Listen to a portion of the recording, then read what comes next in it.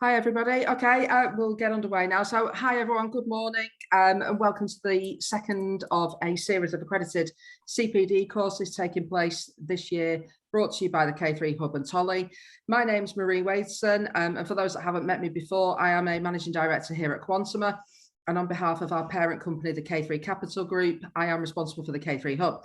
K3 Hub is a member network of professional advisors developed by us and other companies within the K3 Capital Group.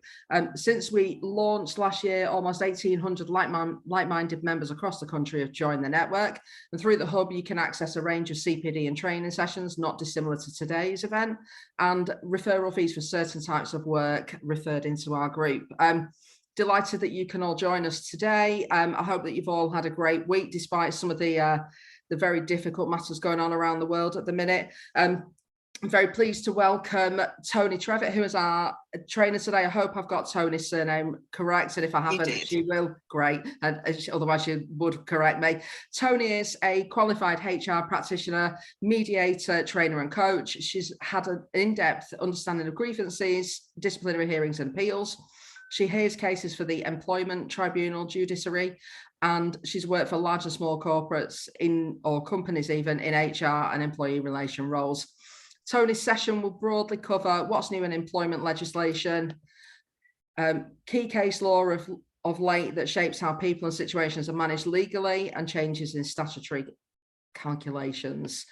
A few bits of housekeeping before I hand over to Tony. So when I do hand over to Tony, we've got a very competent team in the background running today's event for us. And we will be posting a short poll as we get going. And I'm afraid that I've learned through my own bitter experience that it's not always immediately obvious that there is more than one question on these types of polls on Zoom. So for my own benefit, so that at least I've let you know, last time I did this, I found that I managed to find the other questions by simply scrolling through the poll panel on the screen that will appear. And today we've got 5 questions for you. We'd be grateful if you could respond.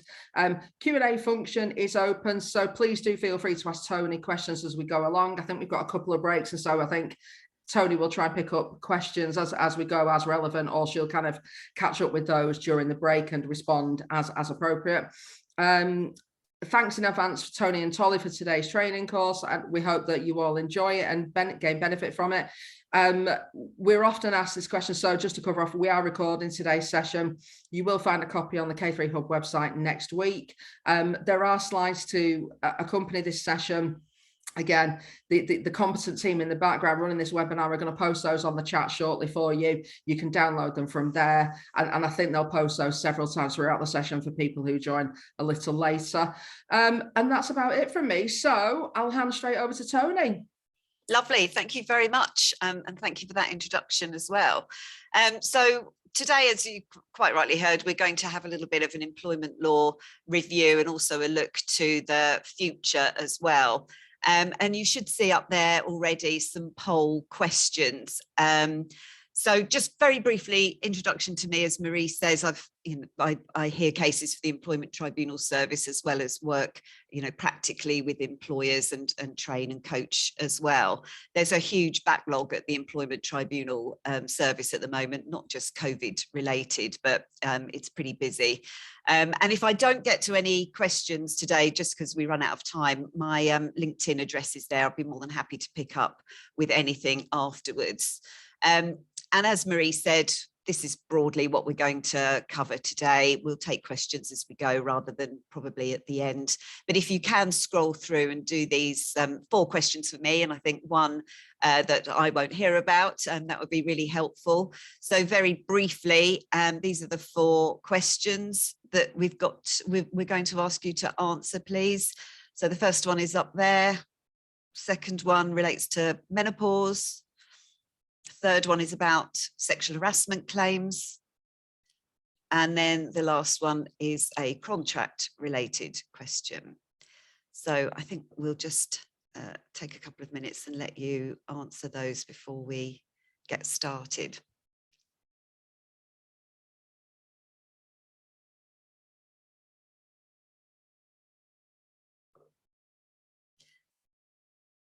Okay, so I'm going to make a start, and I'm sure if you just need a few seconds more, you can complete the polls while I'm talking.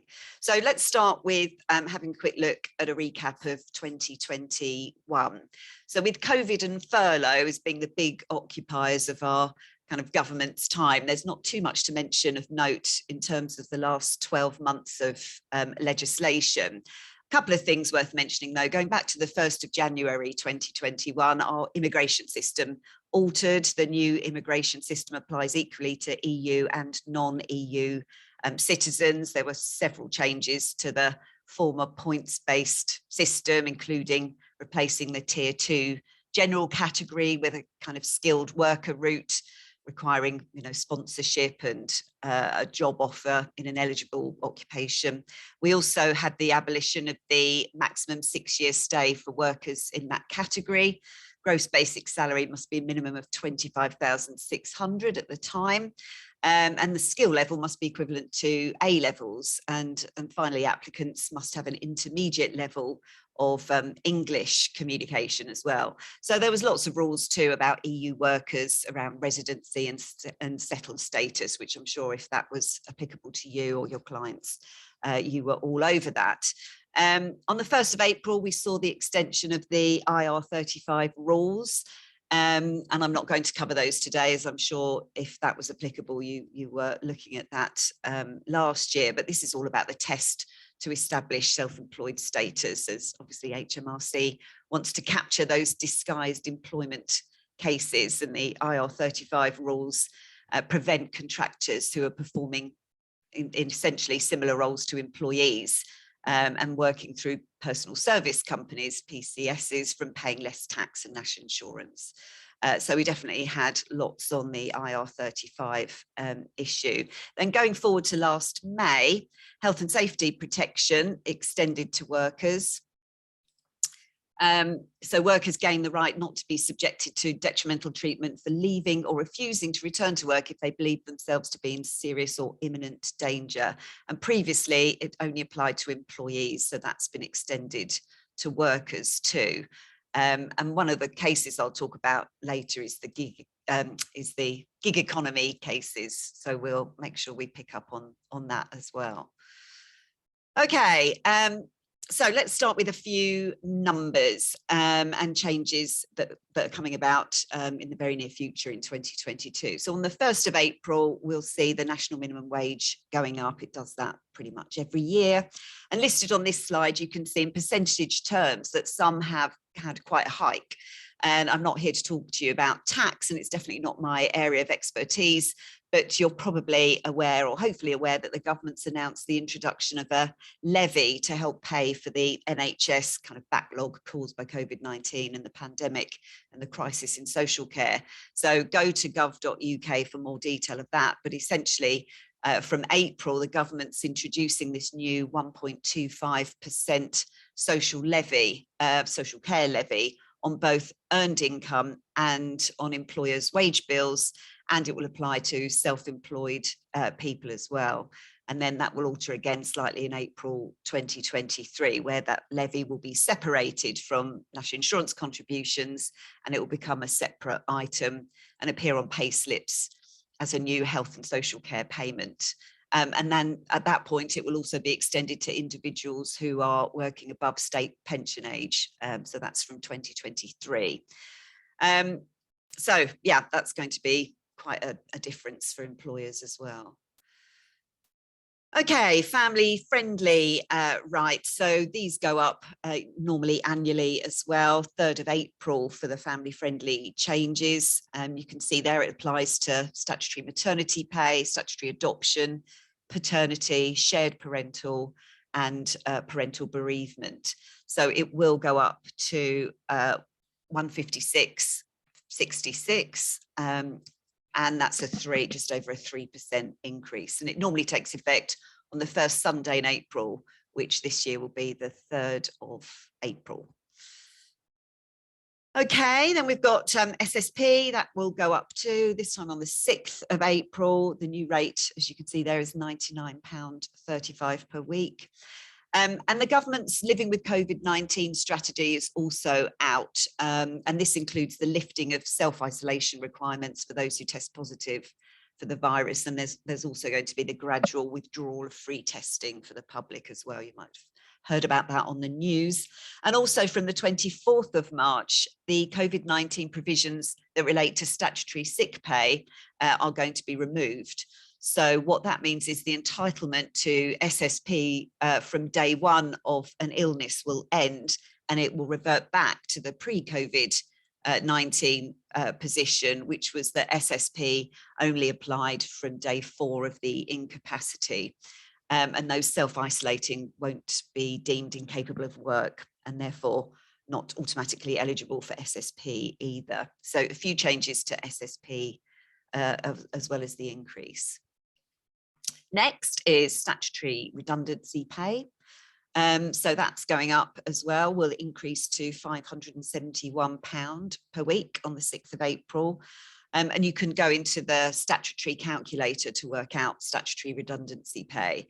But to be eligible, an employee would need 2 years service to get any statutory redundancy pay. And if their weekly pay varies, then it's the average earned per week over the previous 12 weeks before the day that person received their redundancy notice. So there's a set period to analyse average pay where pay varies. And as a reminder, the calculation is half a week's pay for each year of employment up to the age of 22, then 1 week's pay for each year of employment between 22 and 40, and then 1.5 weeks pay. And remember, the statutory cap here is the 571 that I've just mentioned to you. So 1.5 weeks pay for each year of employment aged over 41. And it's only a maximum of 20 years that goes into the statutory redundancy calculation. So the most anyone could earn in if they maxed out on statutory redundancy will go up from 16,320 to 17,130 on the 6th of April. But as I said, there's online calculators to do this for you. Okay, the last figures slide I want to refer to is the changes to unfair dismissal compensation. So where a claimant is successful and wins an unfair dismissal claim, then compensation is often sought. And that's split between a basic award and a compensatory award. And the basic award is calculated in exactly the same way as statutory redundancy pay. So in the same way that I just explained to you with the previous slide, using that £571 cap on a week's pay. The compensatory award relates to primarily loss of earnings, any loss of benefits, pension, bonuses, and so on. And this is compensation that's also capped in unfair dismissal. And the maximum that somebody could be awarded is the lesser of either 52 weeks gross pay or currently 89,493, going up in April to 93,878. So another increase there too with the statutory cap on an unfair dismissal compensatory payment.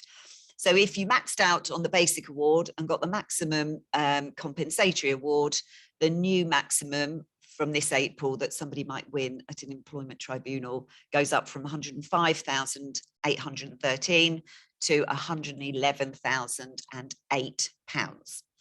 So obviously you don't just arrive, win your case and say, I think I'd like the maximum. It's based on loss earnings and losses between, you know, leaving job A and then hopefully finding job B. So there's a way to calculate. You can't just go for the maximum if you'd like it. And also there's deductions for different things that the tribunal can take away from that compensatory payment. So for example, if someone's partly to blame for their dismissal, there can be a percentage deduction, which is called a contributory conduct deduction. And if somebody wins because their employer didn't follow a fair process, then, you know, there's deductions for what would have been the case had the fair process have been followed. So lots of different ways that you might see deductions from that payment. Okay, I want to move on now and go to our next section, which is to look at some of the interesting cases over the last 12 months or so. And I'm not going to mention COVID-19 cases, as virtually none yet are really binding and most are pretty specific. there was the delivery driver that was fairly dismissed for not wearing a face mask on a client's premises, for example. I think definitely the C word, COVID, has overtaken the B word, Brexit, for most of us in these kind of areas. Not quite sure what the next initial will be, but let's have a look at a few interesting cases that we've had over the last 12 months or so.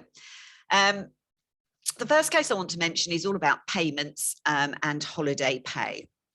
So what somebody should receive when they go on holiday is essentially what they would receive when they're not on holiday. So the working time regulations in 1998 introduced the idea of 5.6 weeks of paid leave, or 28 days for a full-time employee. And for the first 12 or 13 years, that legislation was pretty straightforward. Most employers paid annual leave on the basic pay. And then came a number of cases. There was one with British Gas, there was one with British Airways, which were all employees who wanted the additions they normally received when working to also be paid when they were on annual leave. And this has changed the face of calculating annual leave pay, where someone receives additional benefits like, commissions and shift payments and overtime. And what this case relates to is the concept of what overtime should be included in that calculation. And this is a Supreme Court appeal hearing, or it should have been, for the East of England Ambulance Trust and Flowers. However, it was settled.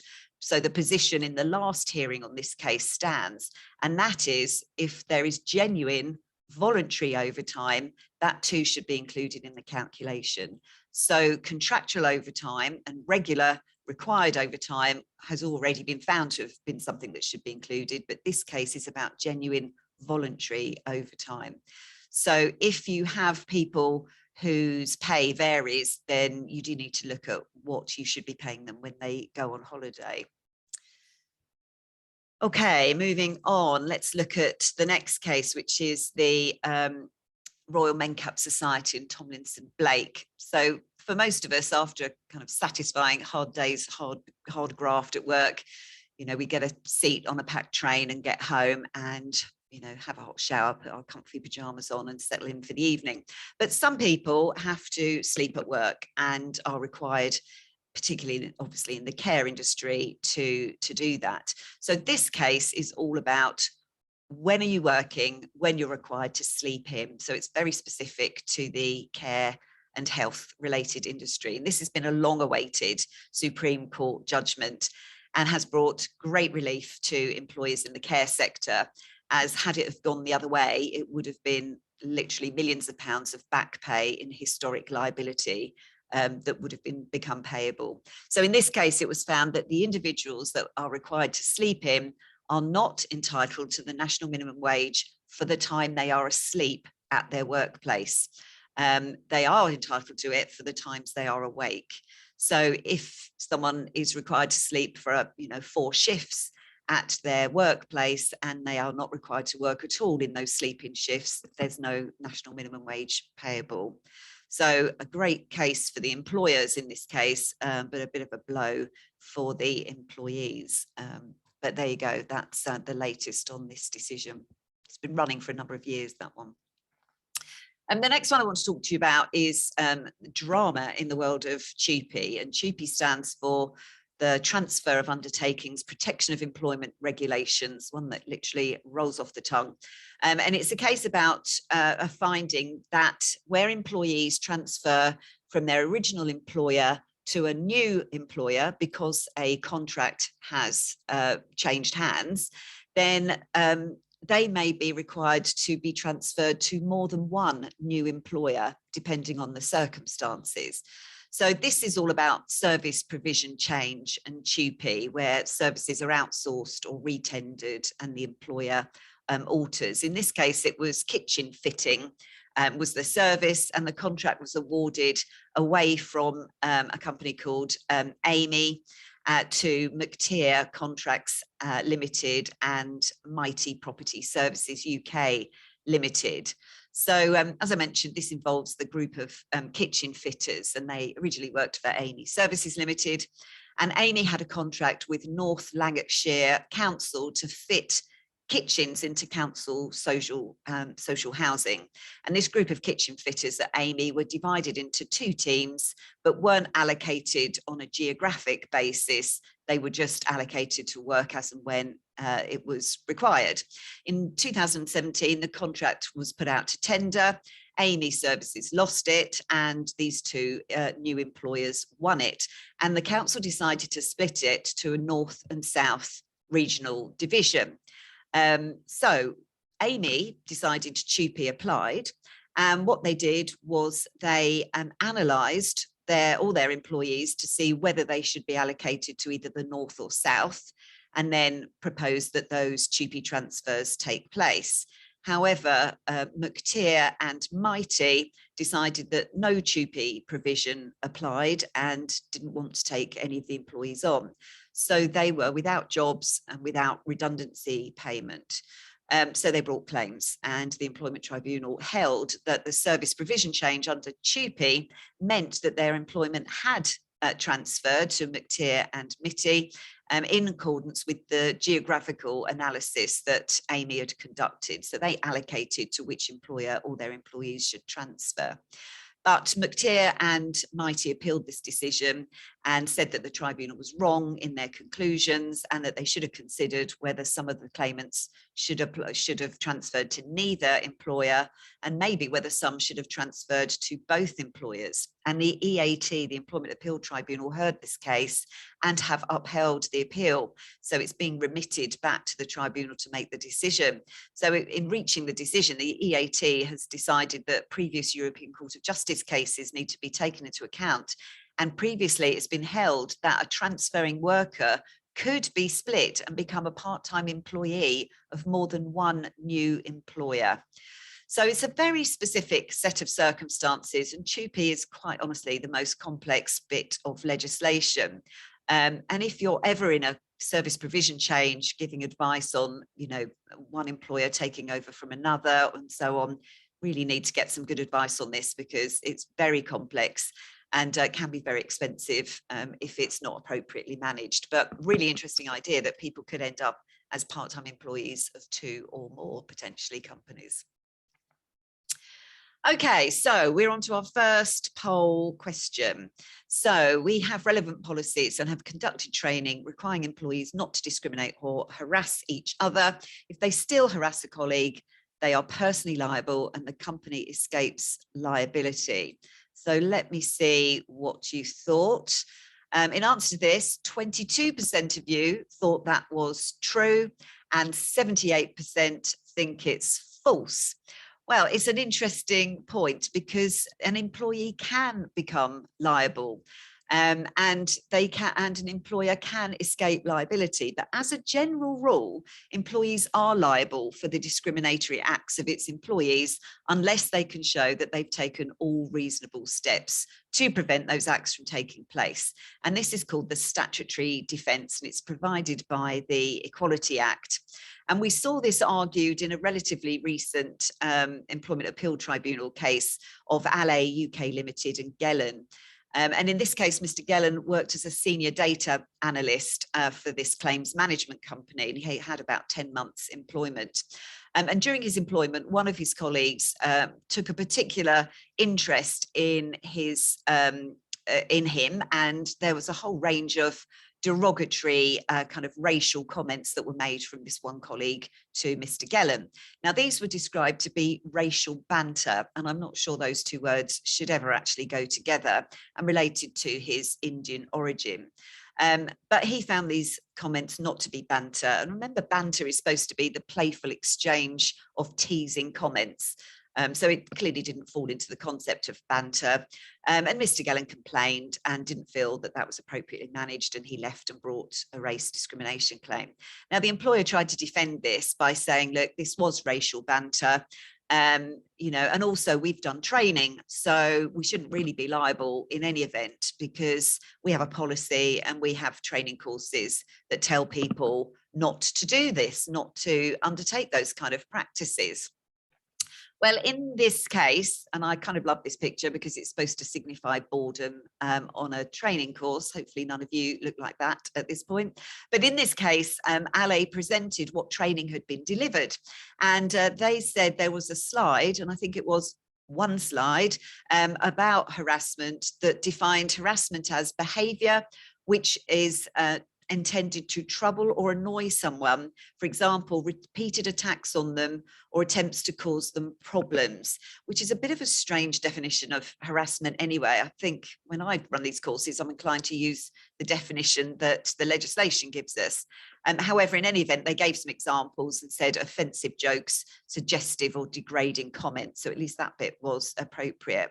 But the tribunal said, okay, well, that's fine, but that was some time ago. It hasn't been refreshed. And to be quite honest, it hasn't worked, because in this case, Mr. Gellen's colleagues overheard these comments and 2 managers regularly overheard these comments, and nobody did anything. So basically the judgment was that your training didn't work because A, the person is saying these things still, and B, others are hearing it and not thinking it's inappropriate. A lot of employers do bystander training now alongside the more normal EDI training, equality, diversity and inclusion training. And bystander training is all about encouraging people to step up and intervene when something happens that's not appropriate. So in this case, the judgment was that the statutory defence had not been made out and the individual did not become liable, the company remained liable. So it's possible to escape liability, but it's not something that happens very regularly. Okay, moving onwards, we're going to look at this case next, which is Mrs. Thompson and Scan Crown, sorry, trading as Manners. And this is where Alice Thompson sued Manners, which is a London estate agency, when she resigned following their refusal of her flexible working request. So she wanted to work a 4-day week instead of a 5-day week, and she wanted to leave at 5 p.m. in the evening instead of 6 p.m. And this related to her return from maternity leave and her request that included a desire to pick up her daughter from nursery. Now, she was a very high earner. She earned £120,000 a year. And she was successful in this claim of sex discrimination, and which related to this failure to give flexible working. And she won damages of £184,961 after she brought her claim after she was refused the request to work flexibly in the way I described. And the decision given was that the employer could not afford for her to work part-time. I guess they couldn't afford for £184,961 in compensation either, but the decision left Mrs. Thompson with no choice other than to resign from her job, given her family commitments. So the tribunal found that she had been the subject of something called indirect sex discrimination, and it awarded what they said was appropriate compensation for her loss of earnings and loss of pension and injury to feelings. Because sex discrimination awards, unlike unfair dismissal awards that I mentioned to you earlier, have no ceiling and no cap to them. So that's why you often see much higher awards given in discrimination cases. And the reason this is indirect sex discrimination is because there was a rule or policy or practice applied to her, i.e. we need you to work full-time and the same hours as others, which in this case, because of her sex, she was less able to meet that rule. And that's because women are often the primary carers for children. So the employer was unable to justify their decision. Hence, she got home with her indirect sex discrimination case. And the tribunal also found that the employer had failed to properly consider her flexible working request, and that also had an indirectly discriminatory effect on her. So substantial sum of money. I think what we can learn from this case is that although the award is high, that is because she was a high earner. But also it's so important to consider flexible working requests appropriately. And after all, it's called, flexible working. It's not called, how do I avoid giving someone flexible working? So, employers need to take time when these requests come in, ask for proper details, meet with employees, discuss fully what they're asking for, consider it appropriately. And if they can't agree, explain why, and then try and find another suitable alternative that might work. Having a very positive attitude is obviously a really essential first step.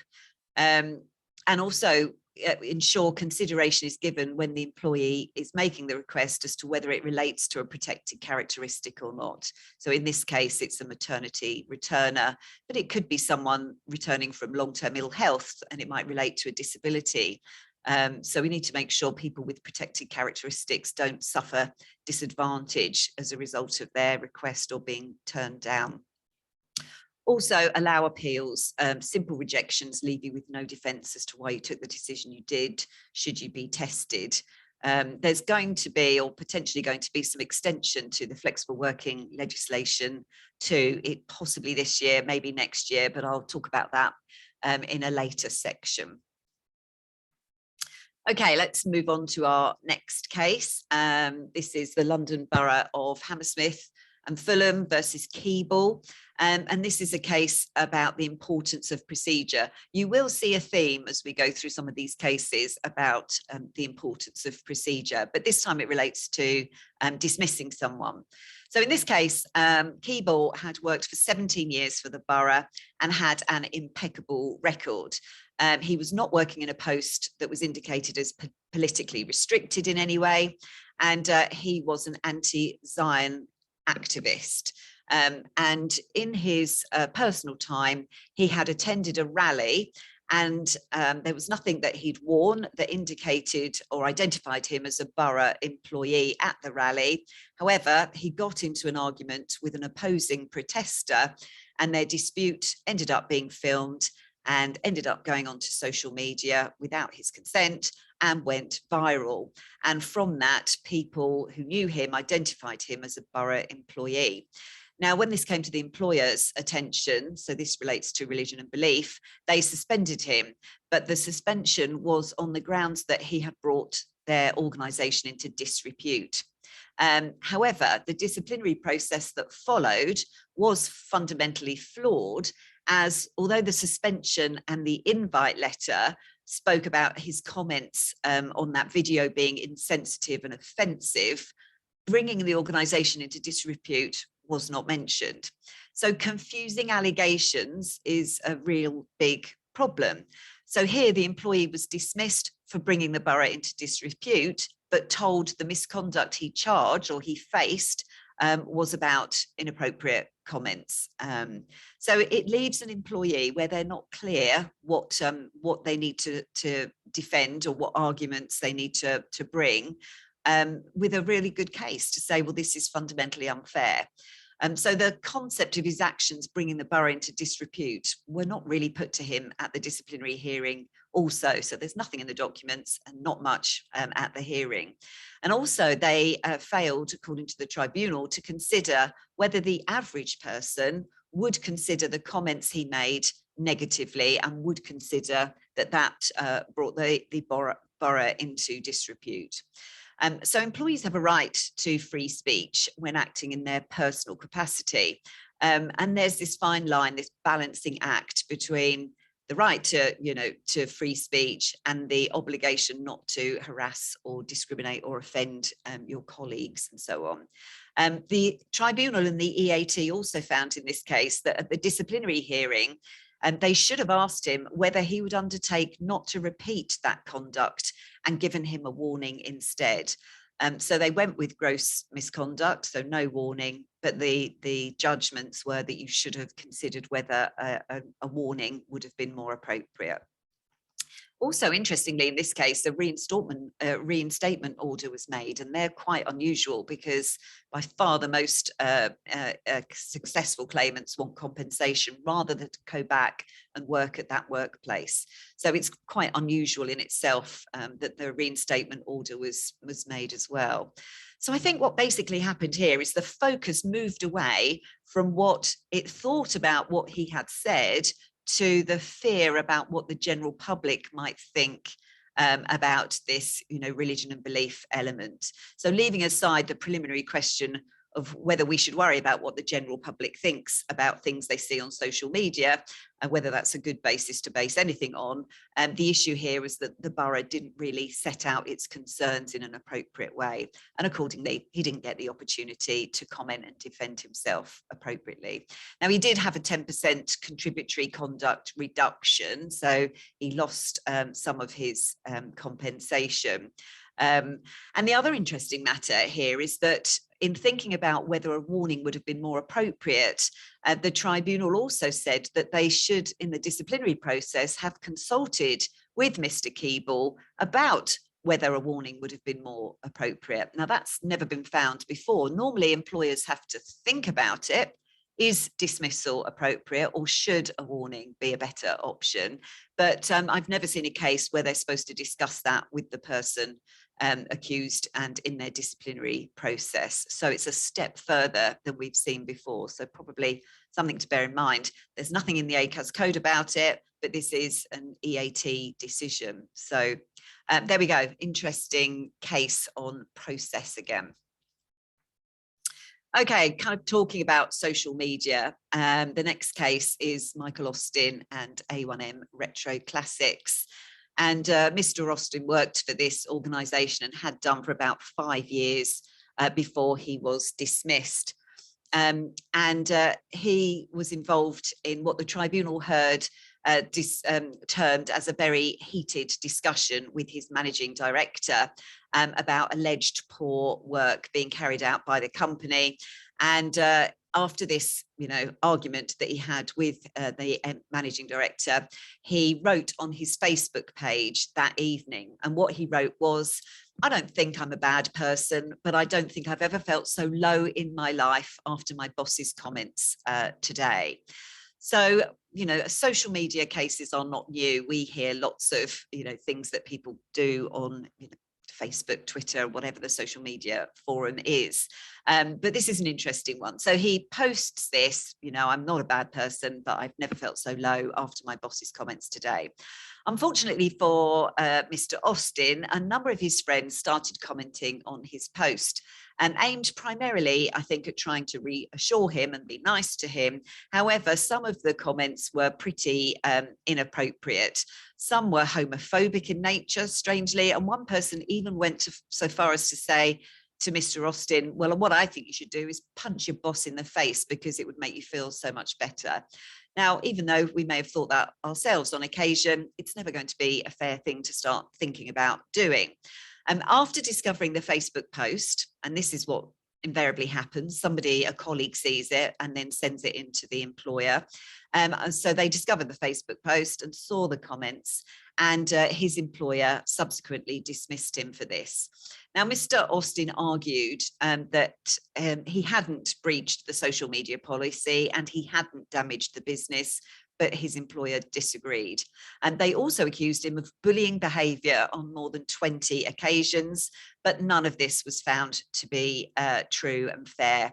And he was found to have been unfairly dismissed and awarded £28,560. And the judge ruled in this case that a claimant had not violated the social media policy because he could not control what comments other people made to his post. So his post on itself would not have violated the policy. And even though other comments did, they weren't employees and he had no control over what they said. And also the whole disciplinary process was flawed from the investigation onwards. So it was minimal and it was not appropriately conducted, according to the judge. So another useful reminder that where there's allegations of misconduct, good investigations need to take place straight away. They need to be carried out by people not involved in making disciplinary decisions. And the people that hear the appeal should not have been involved in any of those two earlier stages either. And the tribunal ruled in this case that his employer had unreasonably confused what was required of an employee by their social media policy. So if we've got policies, we need to check that they're covering what we need them to cover. And we need to also check that people know about them and understand what they say and what they require. Worked with a company a while back who had I think they called it the driver's handbook. So it's a logistics and transport company. And they ran into an issue with an employee. And I had a phone call saying, look, we've got this problem. We think we're on good grounds. It's very clear in the driver's handbook what should and shouldn't have happened. So, you know, for once, and they did regularly get into trouble, for once we think we're good. So I said, that sounds great. I don't suppose you've got any proof that this person has seen this handbook, seen that policy, signed for it or anything like that. And I got the response, oh, no, we don't hand out the driver's handbook. It would be far too expensive. It's just available if they ask for it. Well, it's almost impossible to rely on something that you're pretty sure nobody's ever seen. So, you know, if we've got policies, let's make sure they say what we want them to say, and let's make sure people know about them. So again, kind of procedure is everything. You're going to see a bit of a theme on a lot of these cases in the same way. Okay, next on our list.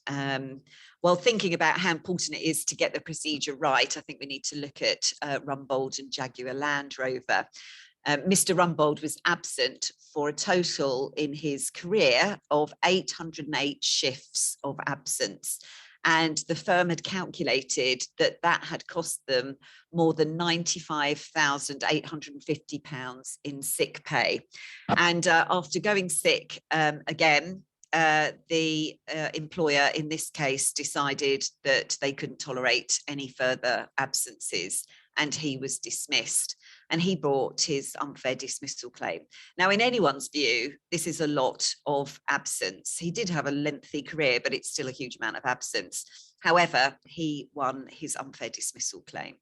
And this was a Birmingham Employment Tribunal decision, and they found that Jaguar Land Rover had unfairly dismissed the claimant because they had not followed their own procedure. He'd worked in a variety of different manufacturing roles. However, at the end of his employment, when they took the decision to dismiss him, they had not carried out their own absence management process. So again, if we have policies, we've got to make sure that we then follow them. I mean, it's going to be a major problem if we have a policy and then don't follow it. So what the judge thought was that it appeared that this employer was basically just at the end of their tether, fed up, generally frustrated by his perceived poor attitude to attending work. And so what they did was, you know, short-circuited what would have been an appropriate way to manage it, and went straight to reviewing his employment. And because of its failure to follow its own procedures, they ruled that this was an unfair dismissal, as it did not fall into a sanction that fell within the range of reasonable responses. And this is something tribunals look at all the time when considering unfair dismissal. Is the decision to dismiss within the range of reasonable responses that a reasonable employer might conclude? Okay, they can't substitute their own view for yours. They can't say, well, had I been hearing this disciplinary, this is the approach I would have taken. That's not permitted. But they can look at whether basically an employer is too harsh or hasn't considered another sanction appropriately. So there were contributory conduct deductions here as well. He will lose out financially because of that. But again, failing to follow the policy is the problem. And to me, with that kind of absence, it very much looks like this could have been a fair dismissal had the policy have been followed. And normally it's just a little bit more time, you know, giving people warnings and asking them to improve their attendance and so on. I think what sometimes happens is employers do get to the end of their road with an employee and then act unfairly when they could have taken a bit more time and acted fairly. So another procedural issue. This is a case, again, about how you treat somebody. Have you ever heard the saying that there are no difficult people in life, only different people? And there are some people that would challenge that there's no one that's difficult, they're all just different. Laura, let's see what you think when you hear a bit about this case. This was a case of Mr. Hope and the British Medical Association. And Mr. Hope was a senior policy advisor at the BMA. and he had brought a number of grievances against a number of senior managers, in fact, and included, he was bringing grievances actually about his grievances. So a serial grievance raiser, in other words. The first grievance he raised was partially upheld on appeal. So that bit seems to have been okay, but it was a pretty minor matter. However, he then started to raise further grievances, but wanting to raise them informally rather than formally, which normally is fine because the ACAS Code of Practice says where possible, let's try and deal with grievances informally. Remember also that a grievance doesn't have to include the word grievance for it to be a grievance. However, in this case, he was clear that he was raising grievances. So raising them informally first is absolutely fine, and it sits within the ACAS code. However, you have to then let your employer consider it. And what Mr. Hope was doing was raising an informal grievance about a relatively minor matter. I think one of them was about being excluded from a meeting or some meetings, but then he refused to allow his employer to progress, to deal with them. So either he was kind of endlessly seeking to retain the right to progress it to a formal grievance, so not letting it go, basically. And time passed, and he wouldn't relinquish these informal grievance. So eventually he was threatened with disciplinary action. And they said if he carried on raising grievances in this way, then it could lead to disciplinary action. And in response, you're never going to guess what he did. And he promptly raised another informal grievance about that. So he was again warned that if his grievances were seen to be frivolous or vexatious or unreasonable, it could result in disciplinary action. And again, he raised another grievance about that warning. So eventually a formal grievance hearing was held. So the employer decided, okay, he wants them dealt with informally, but in reality he doesn't. So we're just going to progress them to a formal grievance and deal with them. So he was invited to attend a formal grievance. He refused to attend, saying he didn't want a formal grievance. Despite being told to attend, they went ahead and dealt with the matter and said that your requirement to come to this grievance is a reasonable management instruction, and your failure to attend is a breach, is a misconduct issue. His grievances weren't upheld, so they were considered and not upheld, and they were found to be frivolous, vexatious, disrespectful, and insubordinate. And as a result, the BMA called Mr. Hope to a disciplinary hearing, and they said that his conduct over this period of behaviour did amount to gross misconduct, as he had by then brought numerous vexatious and frivolous grievances and refused to comply with reasonable management instruction to attend. So in considering his disciplinary, they decided that there had been a fundamental breakdown in the relationship between him and his employer, and he was dismissed. Now we go forward to the tribunal hearing. And the tribunal decided, having heard all of this and heard from the parties, that in fact this was a fair dismissal. Mr. Hope appealed that decision. It went to the Employment Appeal Tribunal, and his principal argument was that the tribunal was wrong to construe his actions as gross misconduct because they were neither deliberate wrongdoing nor gross negligence. And of course, he must have thought that he had a legal right to raise grievances. Sadly for him, the EAT disagreed. His appeal was dismissed, and the finding remained that he had been fairly dismissed. So although this is a pretty fact-specific case, which so many of them are, it does show that if employers take reasonable steps to deal with extremely difficult circumstances, then they can find a way to fairly manage those. And the worst case obviously is that people end up having to leave their job and be dismissed. But an interesting one about serial grievance raising. Okay, I want to look at the next case, which is kind of still a little bit on the theme. Oh, sorry, going backwards and forwards. On the theme of grievances. I can see why this poor chap looks so unhappy, surrounded by so many stormtroopers. But this is a case about constructive unfair dismissal this time. So the last case was actual dismissal. This one is constructive unfair dismissal. Now, a constructive dismissal, just by way of reminder, is where someone is forced to resign, to leave their employment, but it's against their will and it's because of their employer's conduct. So it's kind of a forced resignation. It looks like a resignation, but the reality is someone feels they have no alternative but to go. And this is the case of Carol Hurley and East Sussex Healthcare NHS Trust, and is a prime example of what not to do at work. Includes bullying as well as a really misjudged prank. So amid a period of very heavy workload for Carol Hurley, the claimant in this case, her manager decided to play a practical joke on her. And what the manager did was send an email to remind her that she had to give a 3-hour presentation the next morning to the senior management team. This manager even mocked up a fake email from the general manager to corroborate this story.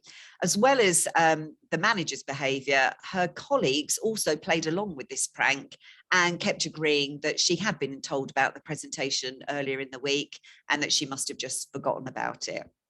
So this poor woman is suddenly told that she's got to give this 3-hour presentation to senior management the next morning.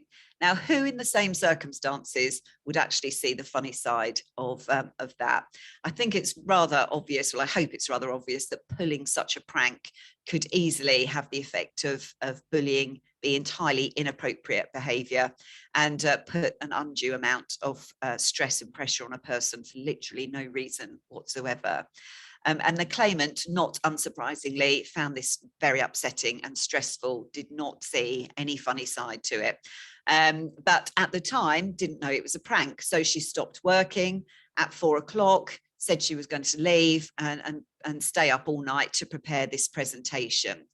However, at 4:37 that afternoon, so 37 minutes later, after she says, right, I'm going, I've got so much to do, her manager sends her an email saying, I'm only joshing, have a great day. That's it.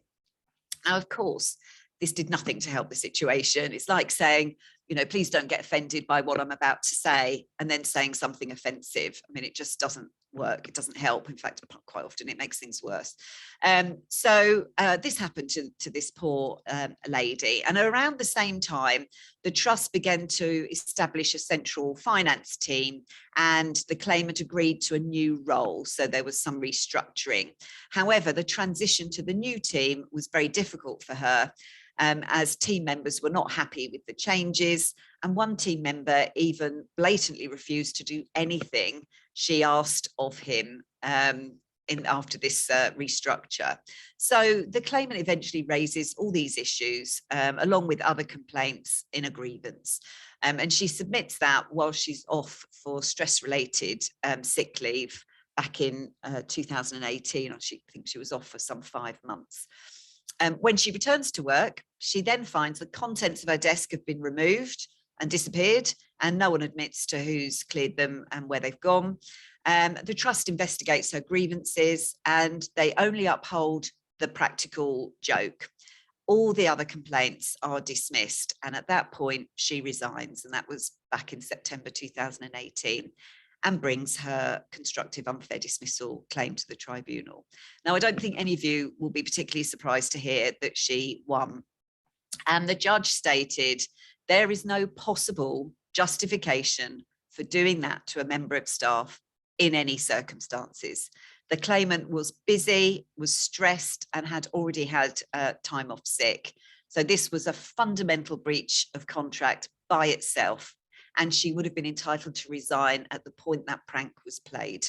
The judge went on to further say that the attitude of her colleagues appears to have followed kind of hard on the heels of her grievance and her complaints about the manager and the management's efforts to address the culture and problems.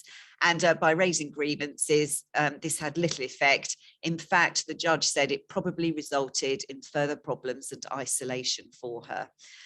Now, the manager that pulled the prank was also disciplined for poor behaviour.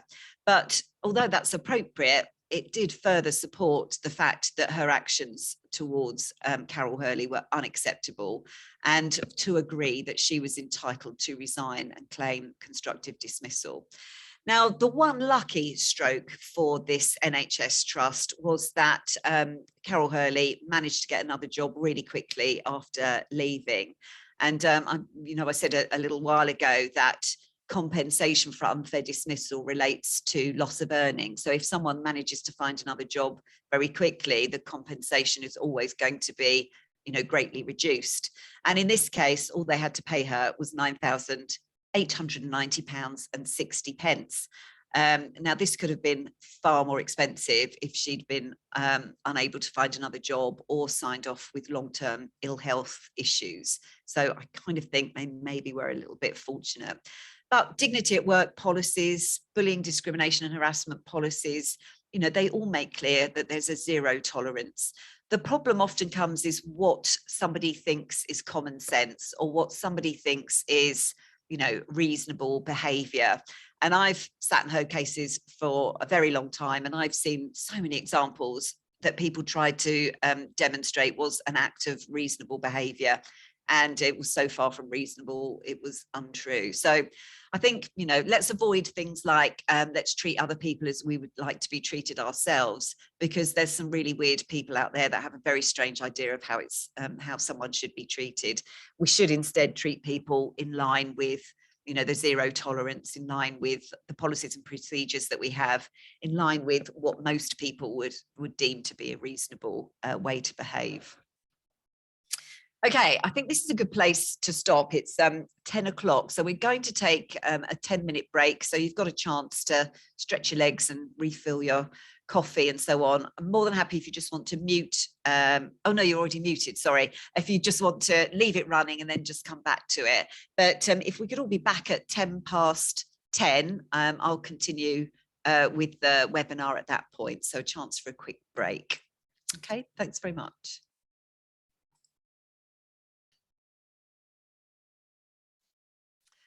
Okay, welcome back, everybody. Hope you've had a chance to have a quick break and stretch your legs.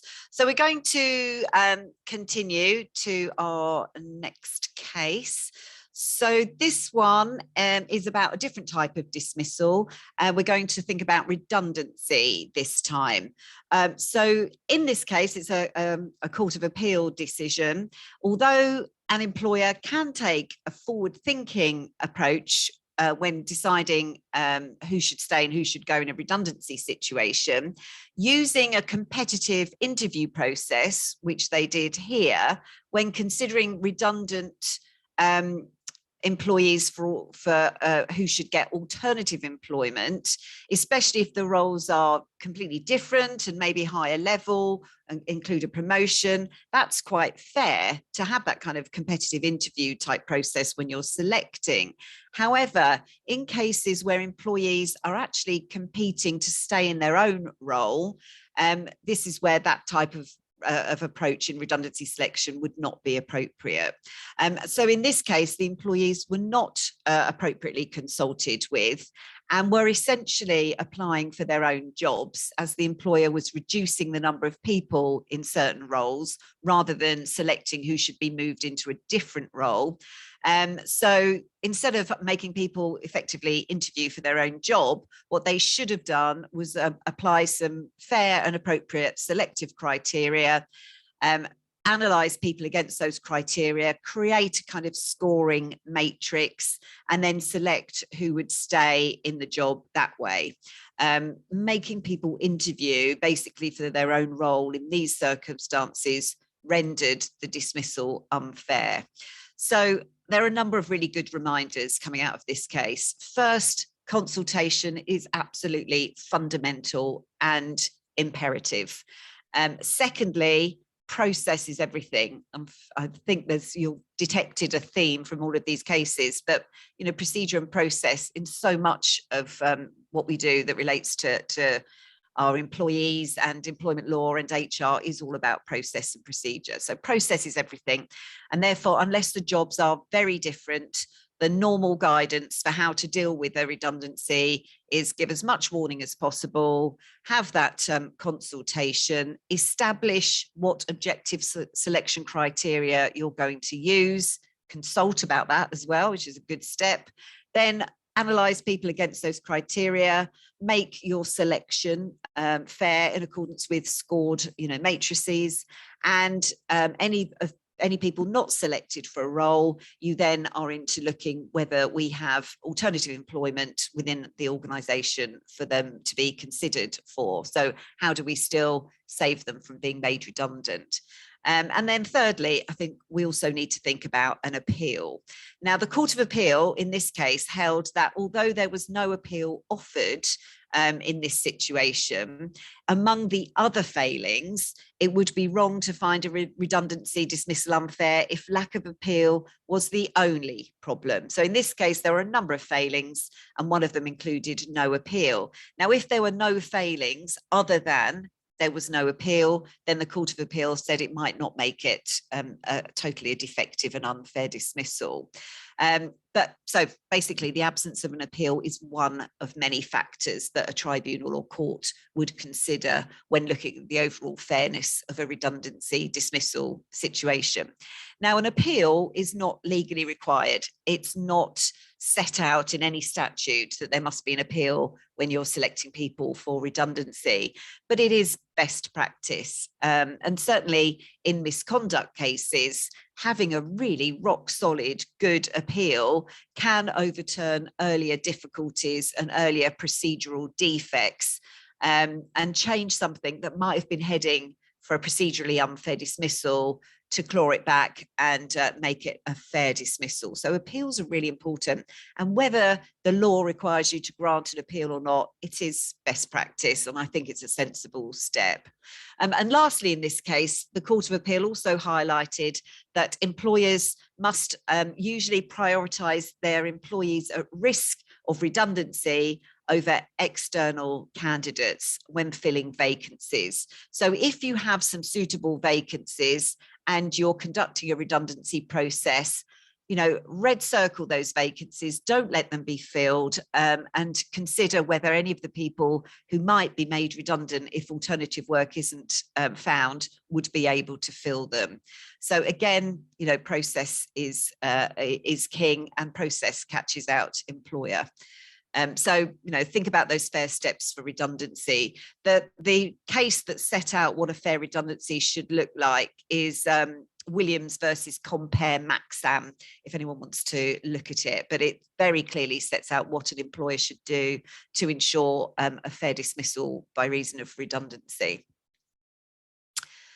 Okay, we're moving on to gender discrimination. We couldn't really review cases from 2021 without looking at least one that relates to sex discrimination. And this is a really interesting case for me, Bayfield and Jenner versus Wunderman Thompson UK Limited and others. So this goes back, it was held in 2021, but it goes back to 2018. And at this point, this employer had a 45% gender pay gap. So their average earnings of men and women was 45% different. And this was published by this employer as they were obliged to do so. And the employer is an advertising agency. So with a high published gender pay gap, the Wunderman Thompson creative director had been giving a presentation to all staff about the vision for the advertising agency's workforce in the future. And in giving this presentation, the creative director said that they wanted to obliterate its reputation for being full of straight white men. And in the presentation, I think there was even a slide that said white, privileged, straight British men with a line right across the slide. So following this presentation, some complaints were raised from employees that had heard it. And they said that this presentation had shown a bias against straight, white British men. And a whole load of communication and difficulty followed. Tensions remained as a result of this as well. So there was quite some hoo-ha about it. Now, the long and short of this case really is that sometime later, and the details don't really matter too much, Wunderman Thompson made 2 creative directors redundant. So we have this issue, some time passes, and then there's a redundancy situation. And 2 creative directors are made redundant. Now, both people made redundant were straight, white, British men. And both of those men had been among those that had raised complaint about this presentation. Now, they brought claims about unfair dismissal related to their selection for redundancy, but they also brought a number of other discrimination claims as well. The tribunal held that the redundancy selection was in fact an act of sex discrimination, and what sat behind it was the aim or intention of removing higher paid men to address this very substantial gender pay gap. So they won their sex discrimination unfair dismissal claim. And the redundancy held that while it might be acceptable and reasonable for employers to take action, you know, to build a positive reputation, to reduce a substantial gender pay gap, and so on, in this specific case, it was found that actually the reason for the dismissal was actually these claimants' gender. And the tribunal considered that a scenario with a hypothetical senior female comparator, so instead of it being 2 men, it could have been 2 women. And the tribunal said, in considering that hypothetical comparator situation, their view was that they would not have been treated in the same way had they have been female. And indeed, the tribunal noted that in the days leading up to the claimant's selection for redundancy, a senior female creative person had been saved from redundancy because she was female, among other grounds.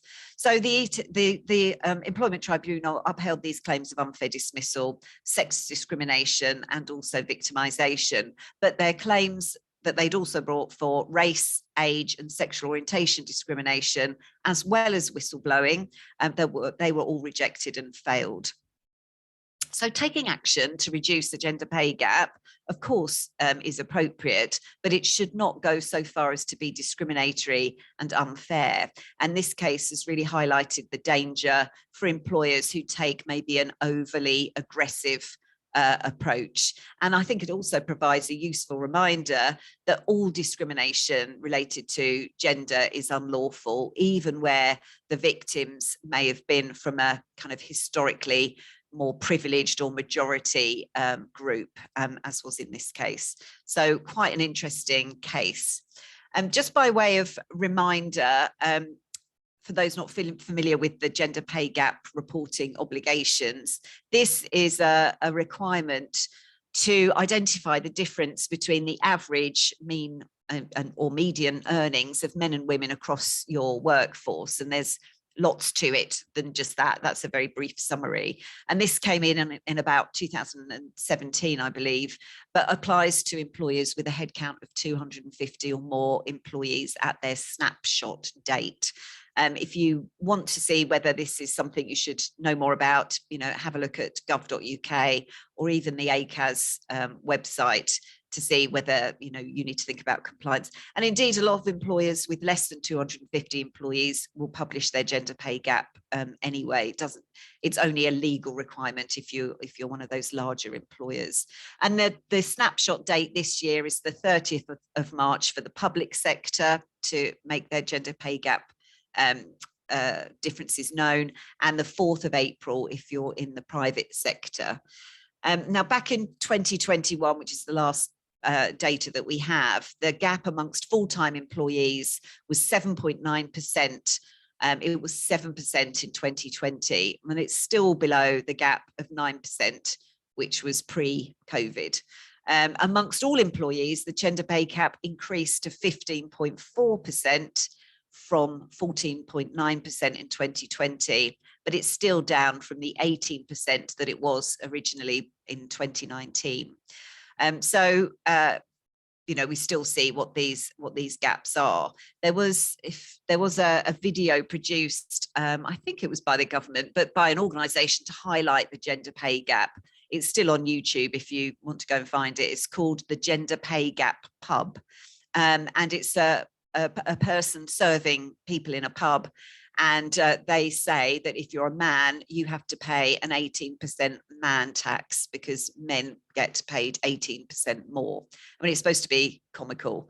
And if a man doesn't want to pay the 18% man tax, then this bar person drinks 18% of their drink before they hand it over. It's a strange video, but if you've got the time, go and have a look at the Gender Pay Gap Pub. So this isn't going to go away. This is something that's going to remain as an obligation. There's often chat about whether it should apply to employers smaller than 250 employees, but there's nothing on the horizon about that happening at the moment. And there's always speculation about whether there should also be an ethnicity pay gap obligation to report what that pay gap is, if there is one as well. But again, there's no dates for that either. So there could be movement on this in the future. Okay, I can't really talk about cases last year without mentioning Uber and gig economy cases, as they continue to stay in the news regularly. And often these cases are about lower skilled, lower paid, highly dependent workers that often are kind of forced into self-employment by large internet-based companies. But finally, we've seen the end of the Uber road. Yeah, see what I did there, in March 2021. And yes, they are workers of Uber and not genuinely self-employed, which is what Uber has been trying to claim. And this is a Supreme Court decision. So it is the last decision we're going to have on it. So 6 law lords in the end decided that Uber drivers were workers for the purposes, excuse me, of the working time regulations, of the minimum wage regulations, auto enrolment, and so on. So there are a certain number of rights and obligations people have when they're identified as workers, a lot less than they have when they're employees, but a lot more than they have when they're deemed to be self-employed. So this case will now finally return back to the Employment Tribunal to make a decision about how much compensation these drivers are entitled to receive. And the law firm that's representing a large number of them is called Lee Day. And they're also representing huge numbers of employees from the big retailers on the equal pay claims that we regularly see reported. So Lee Day, I think, have got more than 2,000 Uber drivers that they're representing. And the last time I read something about this, I think the estimate was that the average each might receive could be about £12,000 in compensation. Moving away from Uber quickly, we also had the European Court of Justice decision on the Yodel couriers last May. And this Yodel courier argued that he was a worker despite having signed a contract that said he was self-employed. And remember, the Uber drivers had signed contracts that said they were self-employed. But what courts do is look past the documentation to the reality of the relationship. But Yodel courier had signed this contract. And although most gig economy workers seem to be winning worker rights, this one failed. And the reason for that is that the key features here were different. The courier chose to work exclusively for Yodel, but wasn't obliged to, and many could deliver parcels for other courier companies. He was able to substitute the work for another, so he was able to send someone else to do his deliveries if they were a suitably qualified substitute. Found not to be the case with Uber. He could set a limit on the number of parcels he delivered. He used his own vehicle and mobile phone, but had to use Yodel's handheld delivery device. And he could use his own discretion to plan routes and timings and order for deliveries and so on. And he was found, the courier in this case was found not to be a worker. So this really shows and highlights the focus on the right of substitution as being a really key issue, as well as the level of control that's exercised by the employer. and in order to assess whether somebody can be seen to be in business in their own account. So these are both kind of very fact-specific cases, of course, but I guess the takeaway is where you have contractors, people that are deemed to be self-employed, you know, it's often worth looking to see whether that's right, especially with the IR35 issues last year. Are the genuinely self-employed people genuinely self-employed, or are they in fact workers, or even more important, are they in fact employees? Okay. This next case is for Stata and CDG Europe and others, and it's a recent, again, a relatively recent Employment Appeal Tribunal case. And I think this is a stark reminder of the difficulties employers often face when it comes to balancing people's rights to express their views without fear of punishment against people's rights not to feel harassed, offended, upset by those views. And for some employers, this can be quite a fine balancing act. If an employer fails, however, to get that balance right, then you end up with unfair dismissal, discrimination and harassment cases. And in today's world where kind of social media, as we heard earlier, really dominates many social and professional landscapes, balancing an employee's right to that freedom of expression whilst giving due consideration to the rights of and interests of other employees is a potential challenge. Now, in this case, this person was engaged by a not-for-profit think tank and paid as a consultant. And during her engagement, she had been tweeting about the government's consultation on the reform of the Gender Recognition Act. And in one of those tweets, she commented as follows. She said that a man's internal feeling that he is a woman has no basis in material reality. Now, the tweets led to several internal complaints being made and ultimately to her appointment not being renewed. And her tweets were viewed by colleagues as, you know, problematic and exclusionary, amongst other things. Now, among other complaints, she said that this was an act of direct religion and belief discrimination against her. And that's the claim that she brought to the Employment Tribunal. The belief that she relied on in bringing the claim was that sex is a material reality which should not be conflated with gender or gender identity. Now, one of the 5 criteria that tribunal uses to determine whether someone's belief constitutes a belief that should be protected under the Equality Act of 2010 is to consider whether that belief is worthy of respect in a democratic society and not incompatible with basic standards of human dignity. And whilst the original tribunal that heard the case found that her belief did not pass the test and was therefore not protected under the Equality Act, she appealed and the Employment Appeal Tribunal disagreed with the tribunal and found that her belief was protected. So this case extends the number of recent decisions in which courts and tribunals have granted protection to an ever-growing wider range of philosophical beliefs. In her case, the next step is for the tribunal, so the matter goes back to the tribunal to now decide whether CGD had discriminated against her because of her protected belief, or was there a manifestation of that belief, i.e. the way she had been expressing herself, and was that inappropriate? And did that amount to harassment of a trans person, for example? And in considering that, they will also then consider whether the non-renewal of her contract was because of that act rather than because of her belief.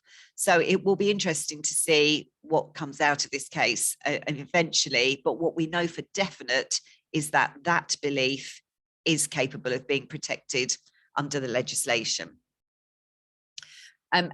And the test about what a belief should be was set out in this case some years ago. It stems from the Granger and Nicholson decision. So we're used to the kind of concept that people shouldn't be discriminated on the grounds of religion and belief, and religion is much more straightforward than belief. And this is one of the 9 protected characteristics under the Equality Act.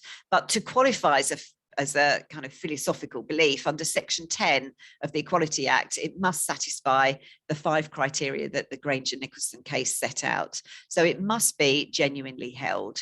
It must be a belief and not an opinion or viewpoint based on the present state of information available. It must be a weighty and substantial aspect of human life and behaviour.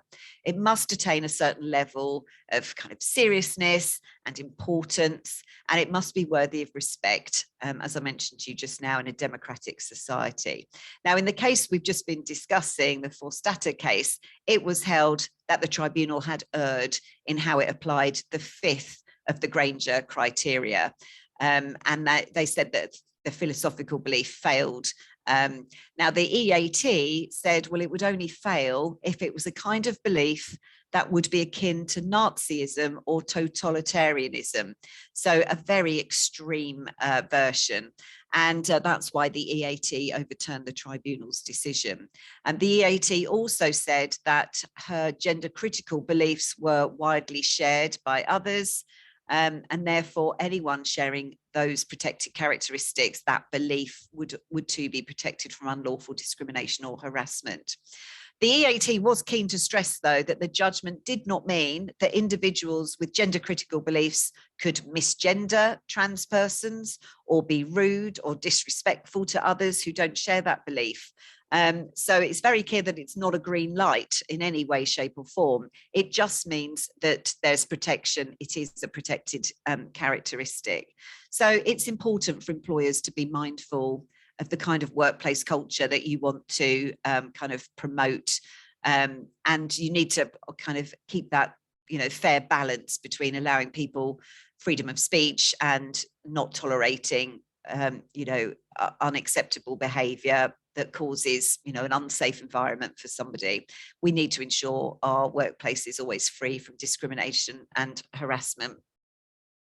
So it's an interesting one to me, and the list of beliefs is ever expanding, and it makes it even more important, I think, for employers to review their policies, look at their handbooks, look at the culture, provide training and relevant education, help employees understand what's expected of them and to know what is and is not, respectful and, genuinely okay in the workplace.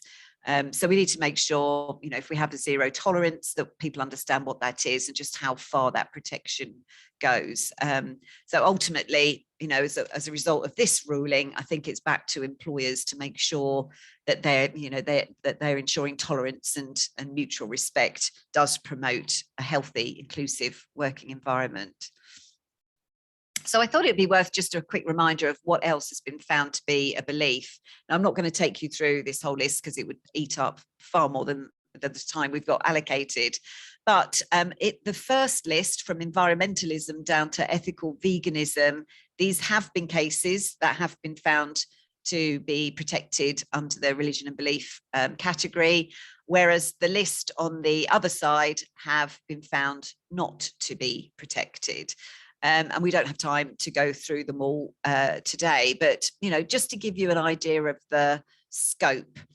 For example, if you look at the ethical veganism case, that was found to be protected, but vegetarianism hasn't. So these are very specific, fact-specific cases, and if in doubt, you really need to consider whether you need to look at getting some advice on these issues. But I just thought I'd put it up there just so you could see just how many cases there have been, to be quite honest. You'll be pleased to hear that the Force is not with the Jedi religion after all, and this has been found to not be protected. So if that was something you'd been thinking about, think about it no more. Okay, let's go on to our second poll question. So menopause symptoms, do they amount to a disability? Is that a myth or a fact? Now, I've been given the results for this one, and 52% of you said they did. It was a fact, and 48% said no, it's a myth. And a bit like our first question, there's not an entirely clear answer either way to this one too. What is true is that menopause symptoms can amount to a disability. So it can be something that should be protected from less favourable treatment. So let's remind ourselves of the definition of disability. A person has a disability for the purpose of the Act if he or she has a physical or mental impairment and the impairment has a substantial and long-term adverse effect on his or her ability to carry out normal day-to-day activities. So this is really important. It's the definition given in the legislation. There's no long list of things that would or could be deemed to be a disability and things that aren't. There is a lot of litigation and case law, but we need to look at this definition and make an assessment if we have somebody that could be disabled under the Act. Because if they are, then we've got this obligation to make reasonable adjustments to reduce or remove any possible disadvantages they might be experiencing because of their disability.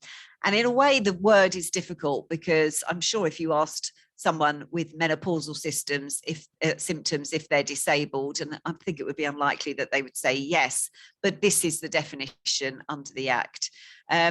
So reasonable adjustments for someone that's having a particularly difficult time could include, you know, not recording their absence in the same way, so you don't trigger, you know, absence review processes or something.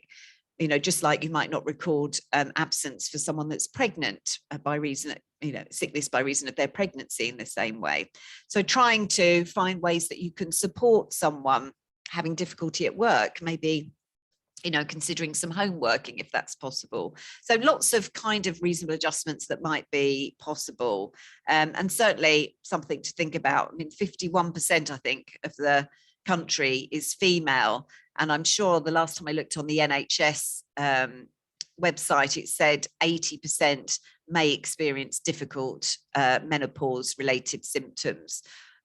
So it's not something that's necessarily unusual.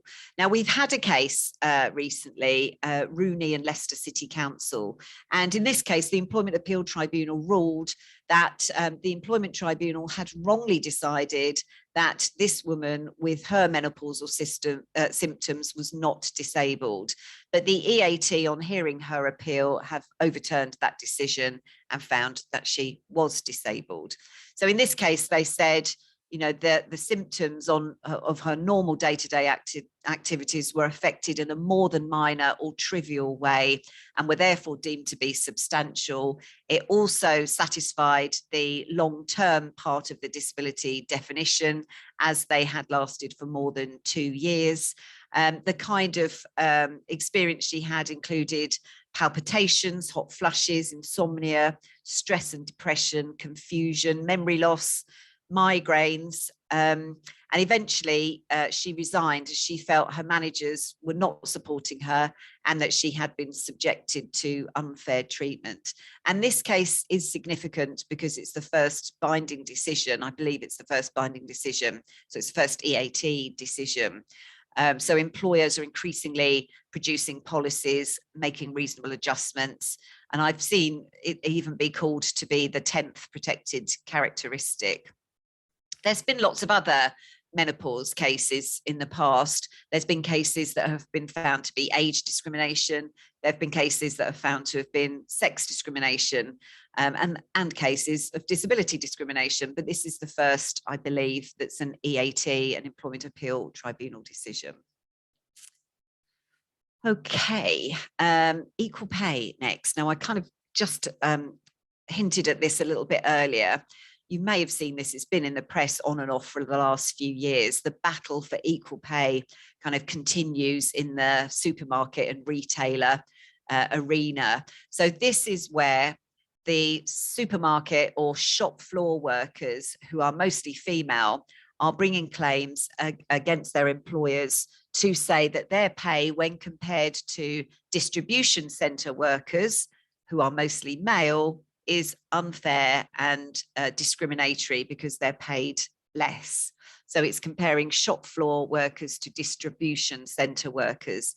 There are cases against Sainsbury's, Tesco's, Asda, Next, the Co-op, Morrison's, I mean, all the big retailers seem to have cases at the moment on this equal pay issue. The difference in pay is often between £1.50 and £3 an hour. So you earn between £1.50 and £3 more an hour if you're a distribution centre worker than you might earn as a shop floor worker. Now, there's been a number of cases already on these issues. So what this all stems about is whether those two jobs are of equal value and whether the difference in pay relates to the gender or to some other material factor. Now, what we saw recently was Morrison's store workers had a case and they wanted to be compared to distribution centre workers in the same way as the others. And that was found to be a comparison that should take place. So we have no findings yet. It's just all whether this should even take place. And that followed a win recently for the Tesco's shop floor workers. There's also been Supreme Court decisions for Asda workers, for Co-op.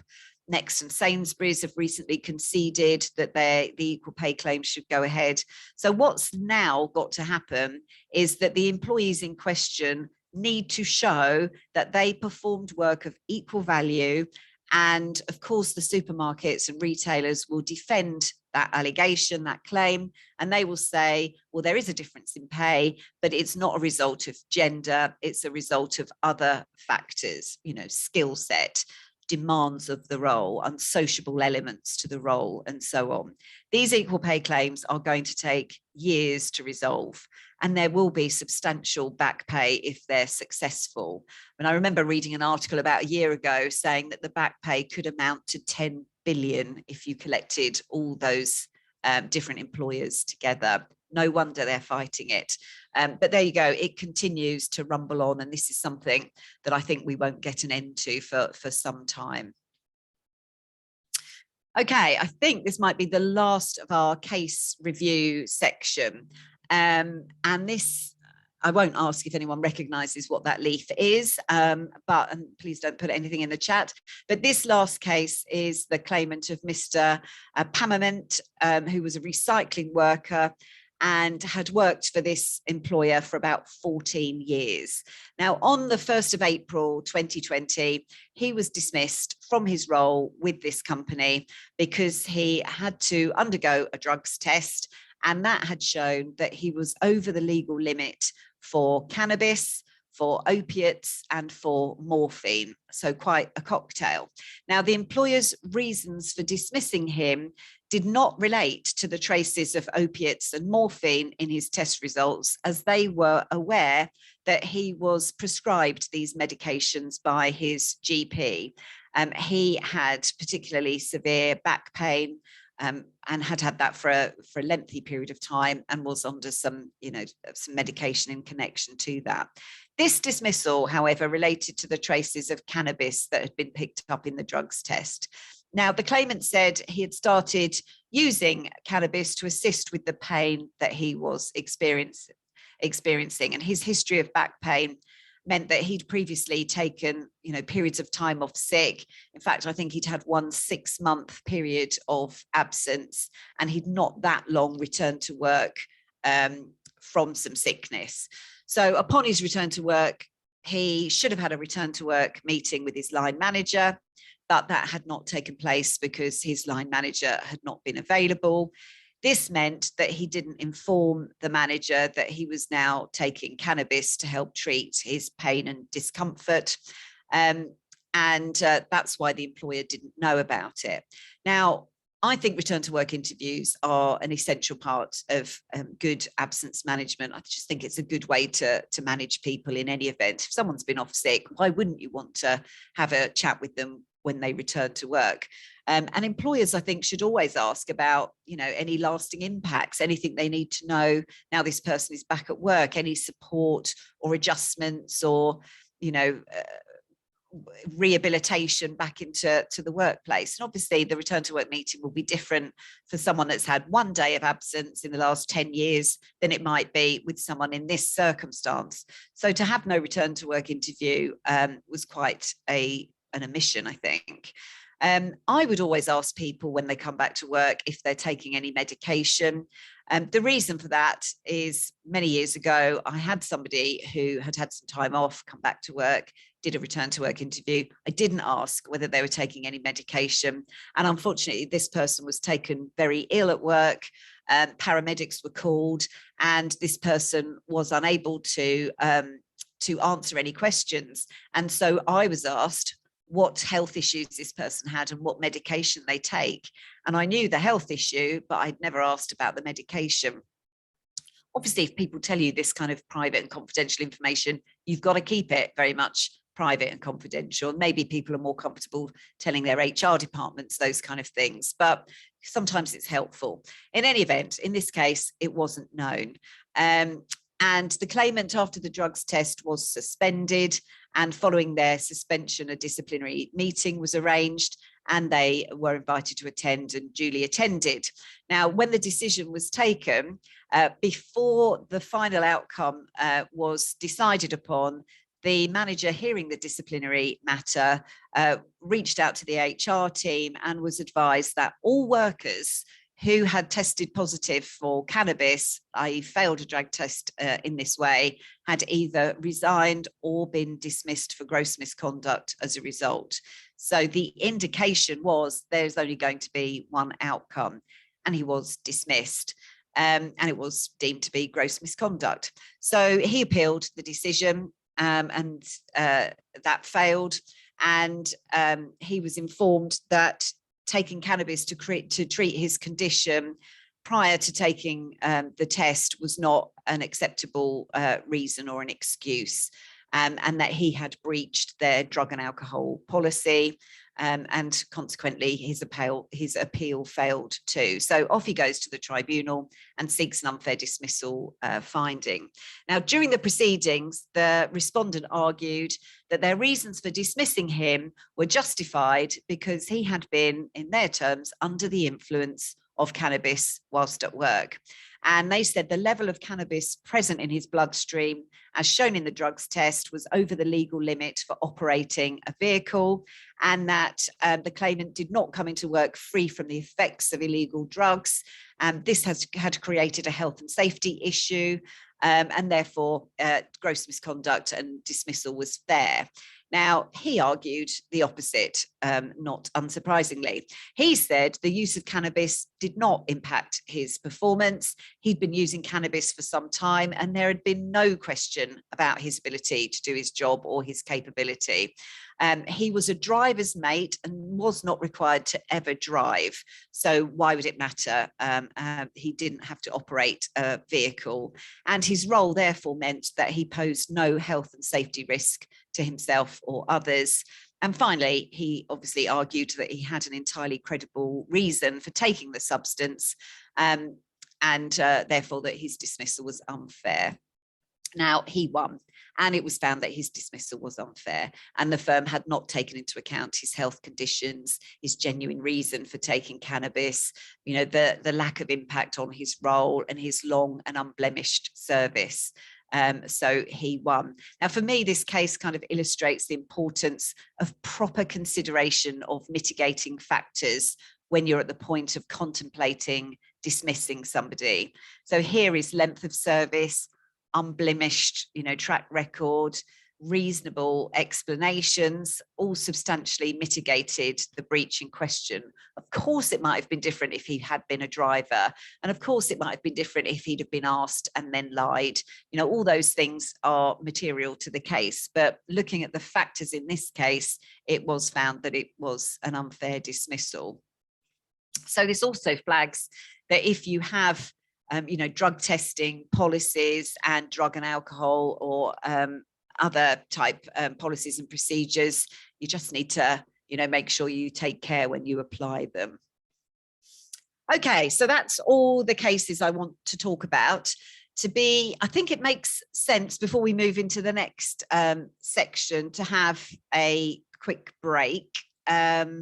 Because we're about to look at 2022. So we'll just break a few minutes early. We'll have the 10-minute break now. So if you just come back, I make it 2 minutes past 11, we'll go on to the final sections. So again, I'll see you in 10 minutes, and thank you very much.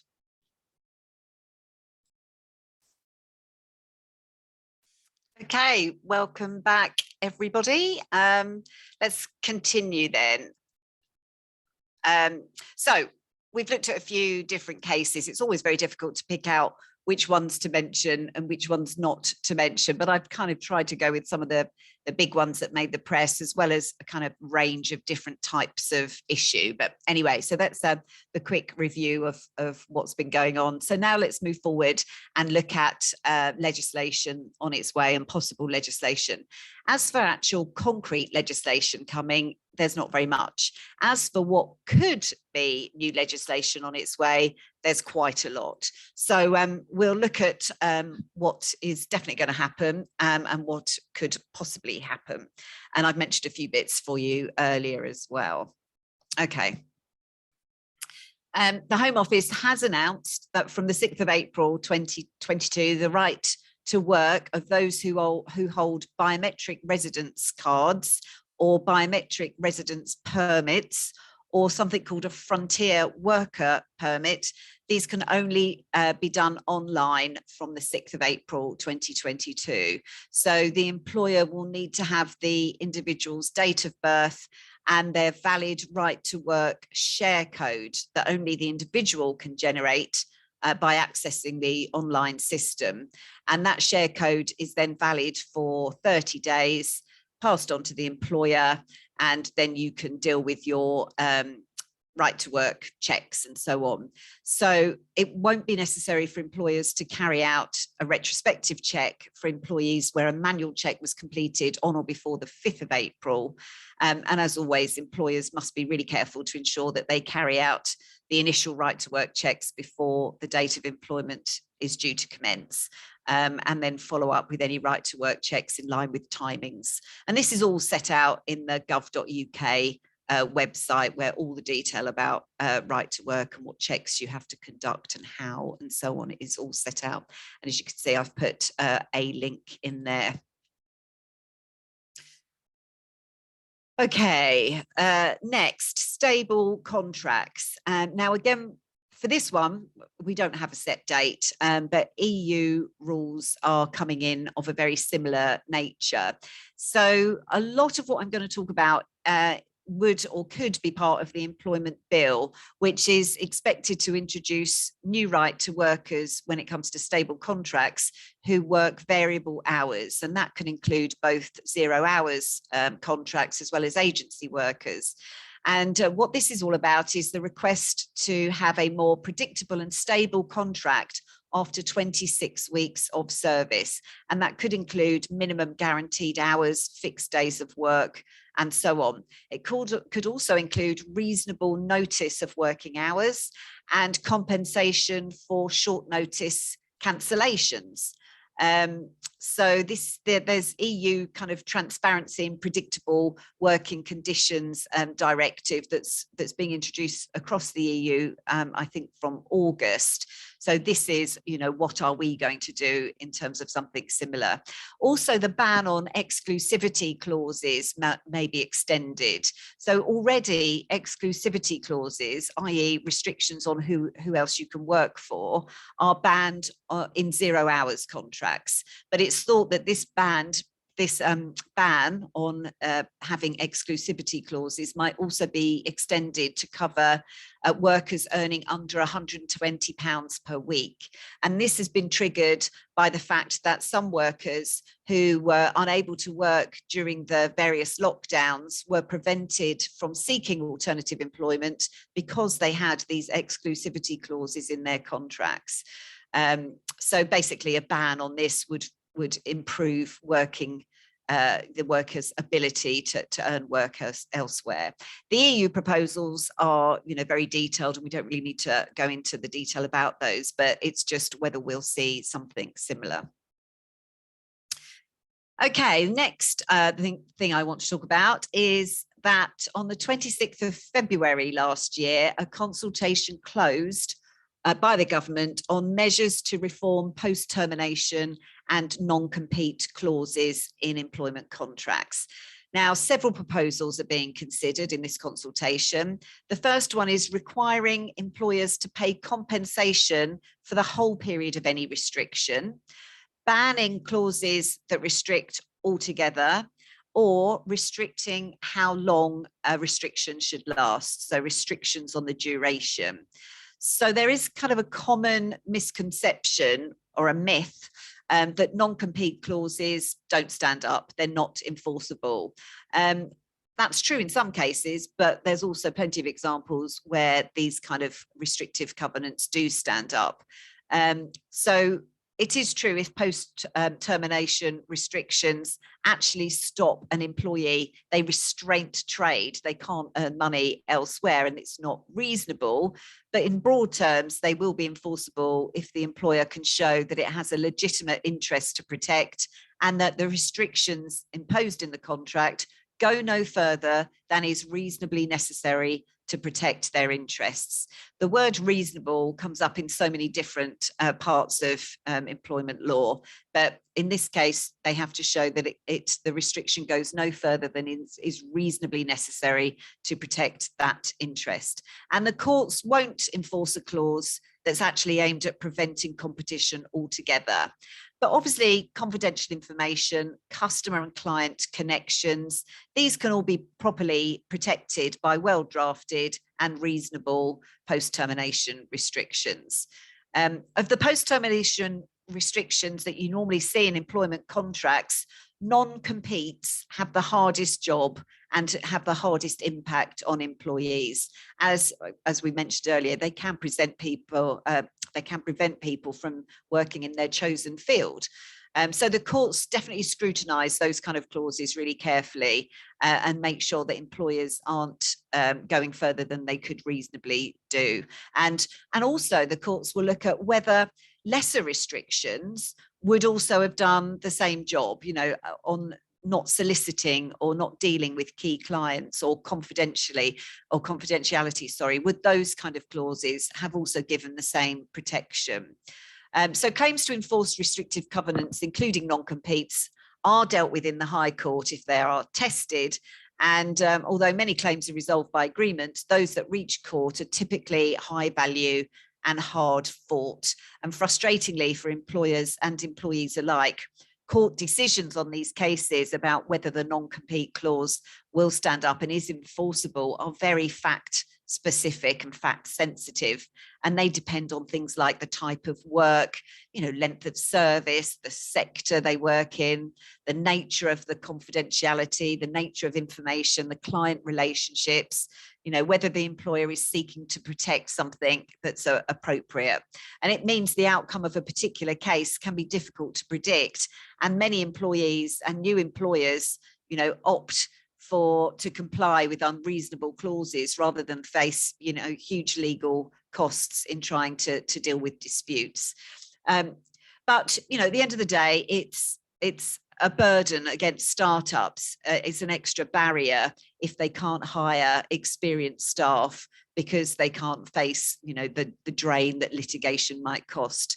So it's perhaps unsurprising that the government is looking at reform in this area, as they often look at ways to support businesses, and we're recovering from some great economic difficulty.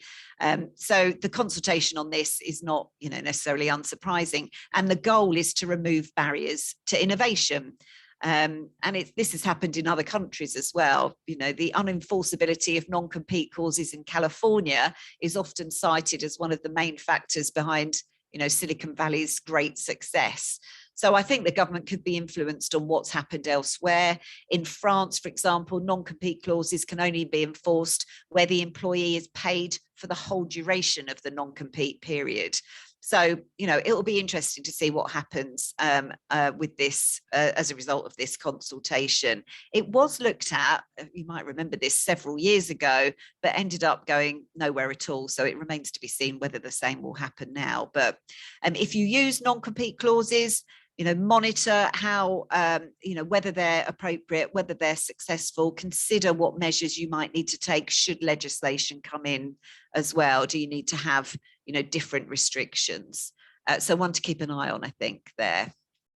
I can't really talk about this year without thinking about the Queen's Platinum Jubilee. And we've got an extra day off on Friday, the 3rd of June as a bank holiday. So the late May bank holiday has been moved to the Thursday, which will be the 2nd of June. And we will be given essentially a 4-day weekend. So does this make an automatic entitlement to everybody to get an extra day off? Well, it's a contractual law question. What do your contracts say about bank holidays and annual leave?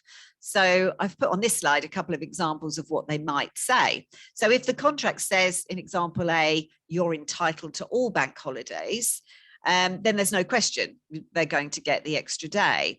If it says, as it does in example B, it might mean that they don't get it as an additional day, but will have to take annual leave if they want the day off. And what about situations where there's no bank holiday clause at all? And instead the contract might say something like, you're entitled to 30 days annual leave, inclusive of all bank and public holidays.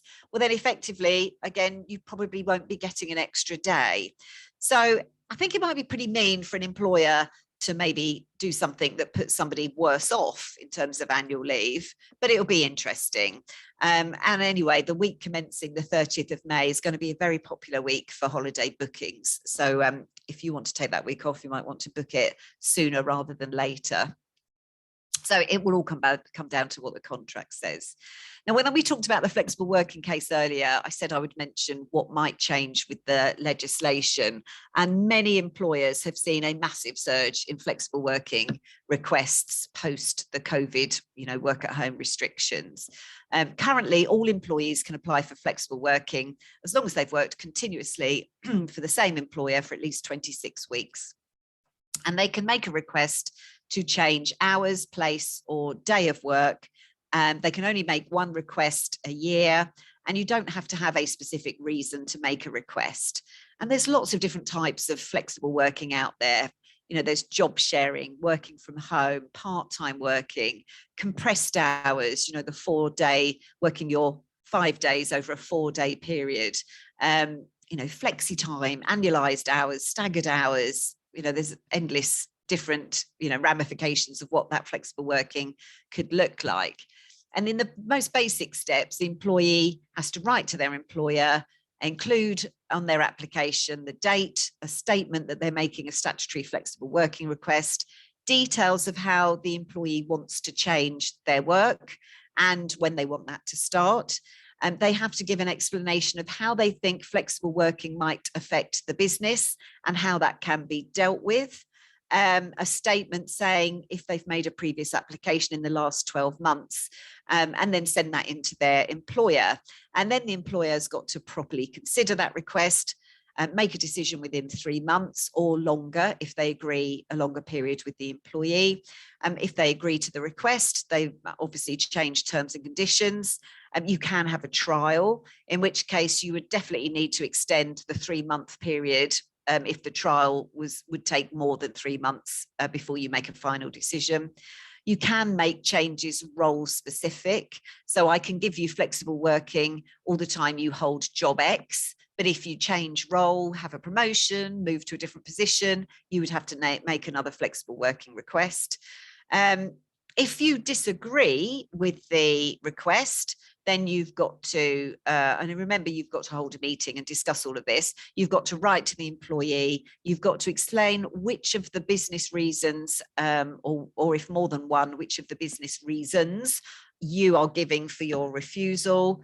And even though there's no right to appeal, ACAS recommend it and it's good practice. So I would allow an appeal, but make sure the completion of that appeal is also within the 3-month timescale or extend it.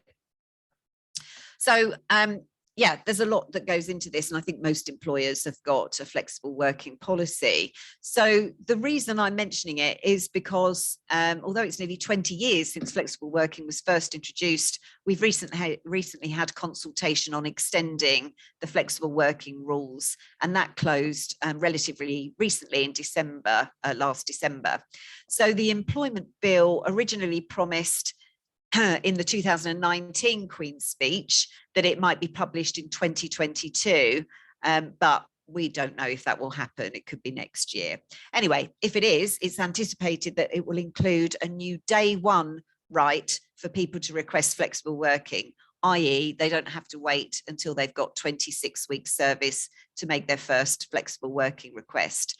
And I've read statistically that this change alone will open it up to another 2.2 million people to be able to make flexible working requests.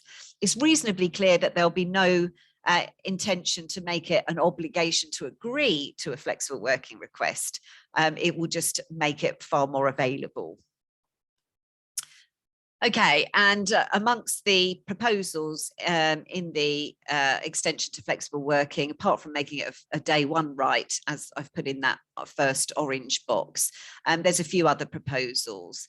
Now, the admin issues might be reviewing if people should be allowed to make more than one request a year, so that might feature. It might also be that the 3 months time period is altered in some way.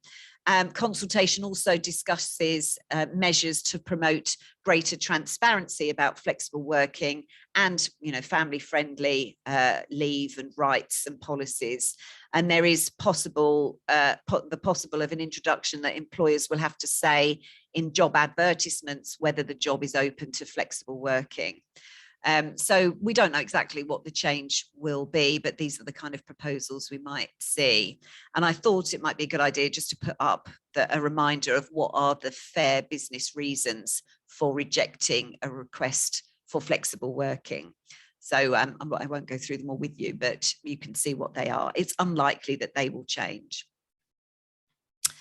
Okay, need to mention that we're expecting a new duty for employers to prevent sexual harassment in the workplace. Now, the government launched and concluded its consultation on this back in 2019 and published the responses to it in July of last year. And the legislation proposed, and I think it was said that it will be proposed when parliamentary time allows. Well, Parliament and the government is pretty busy, so I'm not sure how quickly that will be, but that's what they said. They'll introduce it when parliamentary time allows.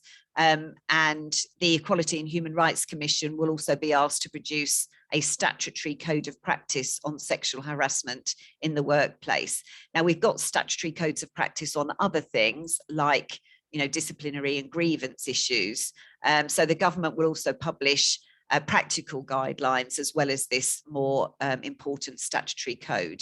Now, no timescales have been provided for this reform, and it remains to be seen whether failing to comply with that statutory code to prevent sexual harassment will also result in 25% uplifts to compensation, just as it does if you fail to comply with the ACAS code when dealing with a grievance or a disciplinary or capability matter. So we'll have to wait and see whether there could be a punishment of an extra 25% of compensation if an employer fails to comply with the new code. There's certainly likely to be far greater compliance if there's a financial uplift, that's for certain. And on a related topic, the government committed some time ago to review or look at legislating on non-disclosure agreements, NDAs, and there was talk about making them void unless they meet certain minimum requirements.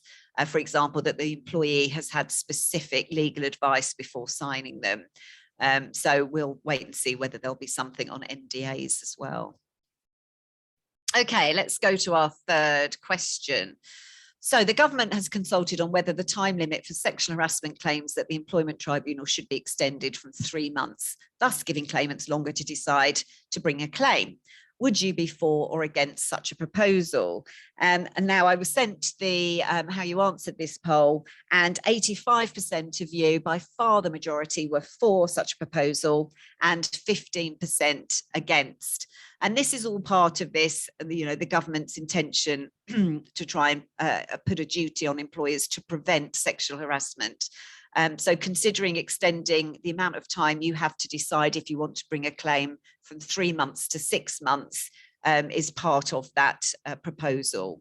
What's argued is that there's a great deal of trauma when experiencing sexual harassment. especially if it relates to, pregnancy and maternity, and that's likely to prevent employees from bringing claims within the 3-month deadline. And that's why it's specifically mentioned in relation to sexual harassment. But again, we'll have to wait and see what, if anything, comes into to become legislation on that. In the same consultation, the government looked at introducing a duty for employers to prevent third-party harassment, i.e. harassment from a client or a customer or members of the public or suppliers. Now, we used to have this. It used to be part of our legislation, but was repealed. I think in 2013, it was a long time ago. So it would be bringing something back that we used to have. Again, what the government has said is that when parliamentary time allows, this will be produced, but we'll have to see when that's going to be. So at the moment, an employee can only bring a sexual harassment claim if they've been harassed by their employer or a work colleague or an agent of their employer. So they can't make a claim in respect of third-party harassment. So let's wait and see what happens. Some people have said, well, it's difficult to prevent it until there's been an issue, until you know what might be an issue. But I think this comes back to the, Alley, UK Limited and Gellin case I told you about earlier, that employers will have to take in advance, to protect people, all reasonable steps to prevent the harassment from occurring. So it's going to be, a proactive and positive rather than dealing with an issue when it arises. Okay, another potential new one is neonatal care, and the government's proposed that they want to introduce a new right for eligible employees to receive neonatal leave and neonatal pay to support families where a baby is born prematurely or born unwell and is receiving care in a neonatal unit. No date for this again yet, expected to be part of this employment bill.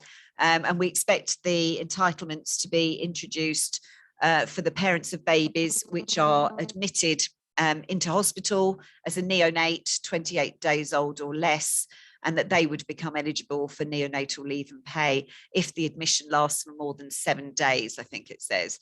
And the total amount of leave and pay is expected to be capped at 12 weeks. It's expected to be an entitlement to leave with no minimum service, so a day one right, but the pay is likely to require a minimum amount of service, just like maternity pay does.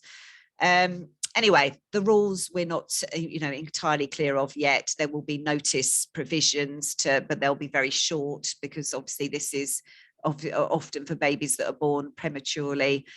There's unlikely to be a need to provide absolute evidence. I expect it will be a self-written declaration. There'll be the same protection from detriment. So if someone is dismissed or treated less favourably because they've taken neonatal time off, they'll be protected from discrimination. So lots likely to come in that, but no date for that one either. I need to mention this one too, as again, it falls within the possible new legislation. It would be an important legislation change relating to pregnancy and maternity regulations. And this would be an extension to prohibit redundancy during pregnancy and maternity leave, as well as for up to 6 months after the end of pregnancy or maternity leave. There will, of course, be some exceptional circumstances that would permit it, but this would then become the protected period. So currently there is protection under the Equality Act, but that doesn't last as long as what is proposed. So a pregnant woman or a woman on maternity leave, it's already unlawful to treat that person less favourably or to victimise them or dismiss them by reason of pregnancy or maternity leave. So that's there already. What this would be an extension to that protection to include someone's return to work and for up to 6 months. So, of course, if the business is closing and will be no more, then yes, everybody will be made redundant. So we need to see exactly what the rules will look like. And it's also planned to relate to women who experience a miscarriage. They would also be protected in this redundancy category for 6 months after the pregnancy ends or at the end of any entitled leave. So it will be interesting to see exactly what this says and how it's going to work in practice. There was a case not so long ago, Anastasia rode in and she was awarded £40,000 after being dismissed whilst on maternity leave. So it does happen, and it is an area that maybe we do need an extension to legislation, but let's wait and see. We already have some protection, as I've explained, but this would just be expanding on that. Okay, carers leave. So another potential new one, it would be another family friendly right to add to the kind of suite of rights that we already have. So this was back in September 2021. The government published its response to their consultation on this matter on carers leave and confirmed that it plans to legislate a new entitlement. And again, it would be a day one right, no minimum service. Again, likely to become part of the employment bill. So this leave would consist of 1 week, so up to 5 working days, and it's intended to be an unpaid leave entitlement, so no payment. And it would be applicable to those employees with long-term caring responsibilities, and they would be able to take that 5 days in either full day periods or as half days. But the leave has to be taken to provide care or to arrange care for a person with long-term care needs, such as illness, injury, or maybe relating to old age. There's likely to be rules about how you book it. The last thing I read was that it might be similar to the working time regulations, in which the person would have to give double the amount of notice for days they wish to take. So if I want to take 2 days carers leave, I would need to give 4 days notice.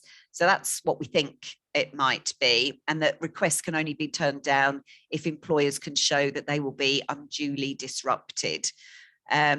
So it's similar to the dependent leave legislation that we have already, but it's obviously quite specific.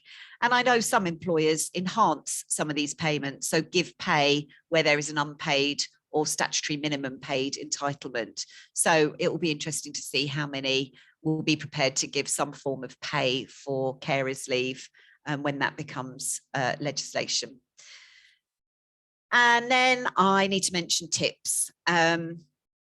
So this is the last one that might feature in the new legislation, and this has been very long awaited, tip regulations.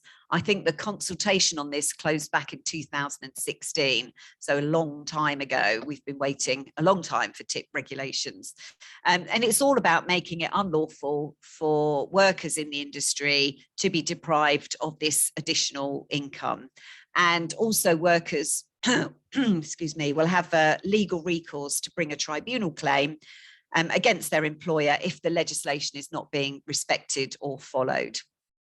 So the rules proposed will be that employers will have to distribute all tips to staff without any deductions whatsoever other than taxes. The government is going to introduce a statutory code of practice, which will set out how to demonstrate fair and transparent allocation of tips.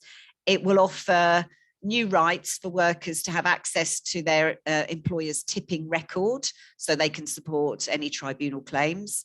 So in practice, this is going to mean employers will no longer be able to deduct money under the guise of processing fees when tips have been left by customers using credit or debit cards, for example. And employers will still be able to distribute trips via a tronc, and a trip must be dealt with no later than the end of the month following the month in which the tip was paid by the customer. And they've got to be distributed in a way that's fair and transparent. You'll need a written policy and a record of how you've dealt with it. And also, finally, employers will have to respond within 4 weeks to any request for information about tips that's made. And I have a son that was very much affected by this. He's doing his gap year at the moment before going to university, and got a job in a restaurant and was most upset to never receive tips that were paid by credit and debit card. So be too late for him, but not too late for others. So that's probably the last one we expect to see there. So as I said, these are all without a date yet, not yet legislation. And of course, many, as I've kept saying, were in the employment bill, originally promised back in 2019. So we just need to watch out for them. Just quick reminder, TIP regulations, extending flexible working, leave for neonatal care, leave for carers, extending redundancy protection for pregnant women and maternity returners, and then the rights to request a more stable or predictable contract. And finally, the government has talked about introducing, I think they call it a single labour market enforcement agency. So it will be a single body with responsibility for kind of state enforcement of employment law for the more vulnerable workers, where some of these things will affect them. So its remit would be to look at matters that affect vulnerable workers, and that would probably include the gangmaster legislation and licensing as well. And it might take over minimum wage enforcement from HMRC as well. So we might see this new body as well. Okay, so our fourth question. I asked you, if your contract includes a clause permitting the clawback of training costs, should an employee leave, that should have been probably a comma there, should an employee leave within 12 months of going on a course and they failed to sign the contract, can you still rely on it? Can you still uphold such a clause in the contract if it's not been signed? And going back to your responses, this was a real close one, actually. The yeses were for 56% of you, and 44% said no. So pretty fair split between yes and no. And the answer is, well, it might be enforceable. It's always annoying when there's no clear answer, isn't it? But everything is so often fact specific. So just going back to the point about, as you've noticed, so much in employment law falls to procedures as well as the contract. And the contractual clauses are really our building blocks, the foundation of the contractual relationship. So if you want important clauses like the clawback of training costs, you need to be really clear about what the obligations are. Other important clauses that employers often want include things like layoff clauses. How handy would that have been for so many during the first lockdown? It would have made life so much easier if layoff clause had been included in the contract. Pay in lieu of notice clauses. Having different notice periods for the employer and the employee is entirely possible. Making sure those restrictive covenants and confidentiality clauses are right. Having good mobility and flexibility clauses built into a contract are important as well. The right to make deductions from salary other than training. If you want the right to make other deductions, let's put them in the contract. So in this case, the obligation to as to whether or not you could. So let's just go back as to whether or not you could recover if the person had not signed the contract. Well, the first thing we need to think about is the difference in law between a refusal to sign a contract and a failure to sign a contract. And there is a big difference between refusal and failure. If you give a contract to an employee, to a new employee, they turn up for work and start working, and they have failed to sign their contract, but expressed no reason for doing so. If they start work, if they get paid, then obviously you can say quite reasonably that they've accepted the terms of the contract and started the job and taken pay in return for that. So yeah, I think that clearly shows agreement to all the clauses. If, however, they've actually refused to sign the contract and indicated why they were unhappy to do so and highlighted this clause as something that they do not agree with, then of course that becomes a refusal to sign, a refusal to accept. And if you do nothing about that refusal and times goes past and they go on a course and then they leave and you try and recover it, then I think you could have a lot more difficulty, great deal of difficulty enforcing that. So it does make a difference. Also, if you change contractual terms after an employee has become employed by you, so if things alter, it's really sensible if you ask for a contract to make sure you get a contract. Because there is a big difference between being silent about something and agreeing to something, particularly if it's detrimental and particularly if it doesn't happen straight away. So if you ask for a contract to be signed, make sure it's signed. And if you have difficulty, get advice to ensure that that's kind of dealt with appropriately. Okay, I can see there's another question actually. The question here is, I'm sorry, I've answered a few. I hope you can see them if you've asked a question and I've answered it for you, but if not, please ask it again. The question I haven't answered yet is, can a company give you a new contract without any consultation? Well, that's a really big question because, I mentioned just now that often contracts have change built into them, mobility clauses, flexibility clauses, and so on. So it could be argued that whatever the change of contract is, it's foreseen in the original contract and therefore can be, imposed, for want of a better description, on an employee. If the new contract is required because there's statutory change, then yes, it can be imposed on you because an employer has to comply with changes to legislation.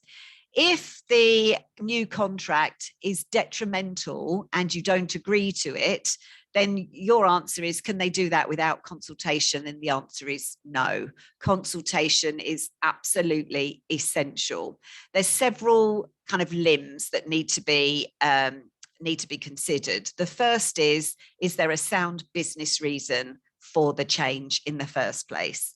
The second thing is, has there been proper consultation and has agreement been sought, for that change? And the absolute last resort would be to impose that change and or consider terminating the current contracts and at the same time offering a new contract with continuous service, but it would be on the new terms. There was a case a while back with a firm of debt collectors.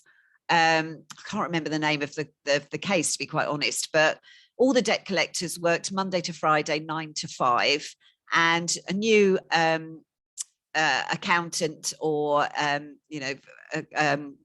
finance manager arrived in this organisation, had a look at how much it was costing to collect debt, thought it was much higher than it should be, start to break down what the costs are. And of course, employee costs are a big factor in there.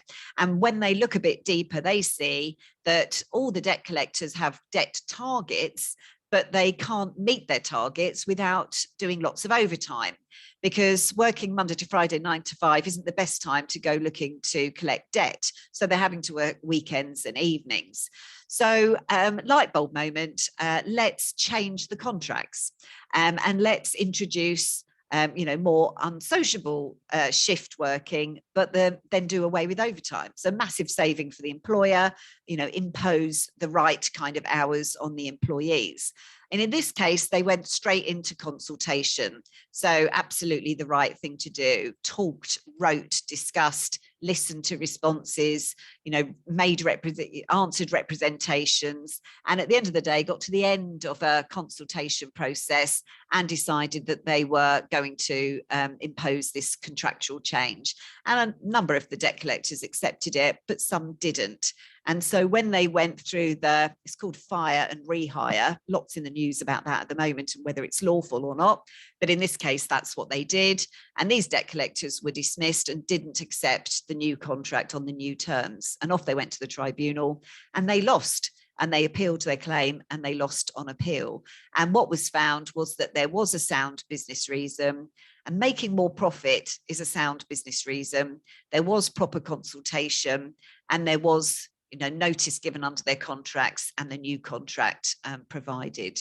So the answer to your question is absolutely, consultation is often an essential requirement when you're making contractual changes. Okay, hope that answers that. for you.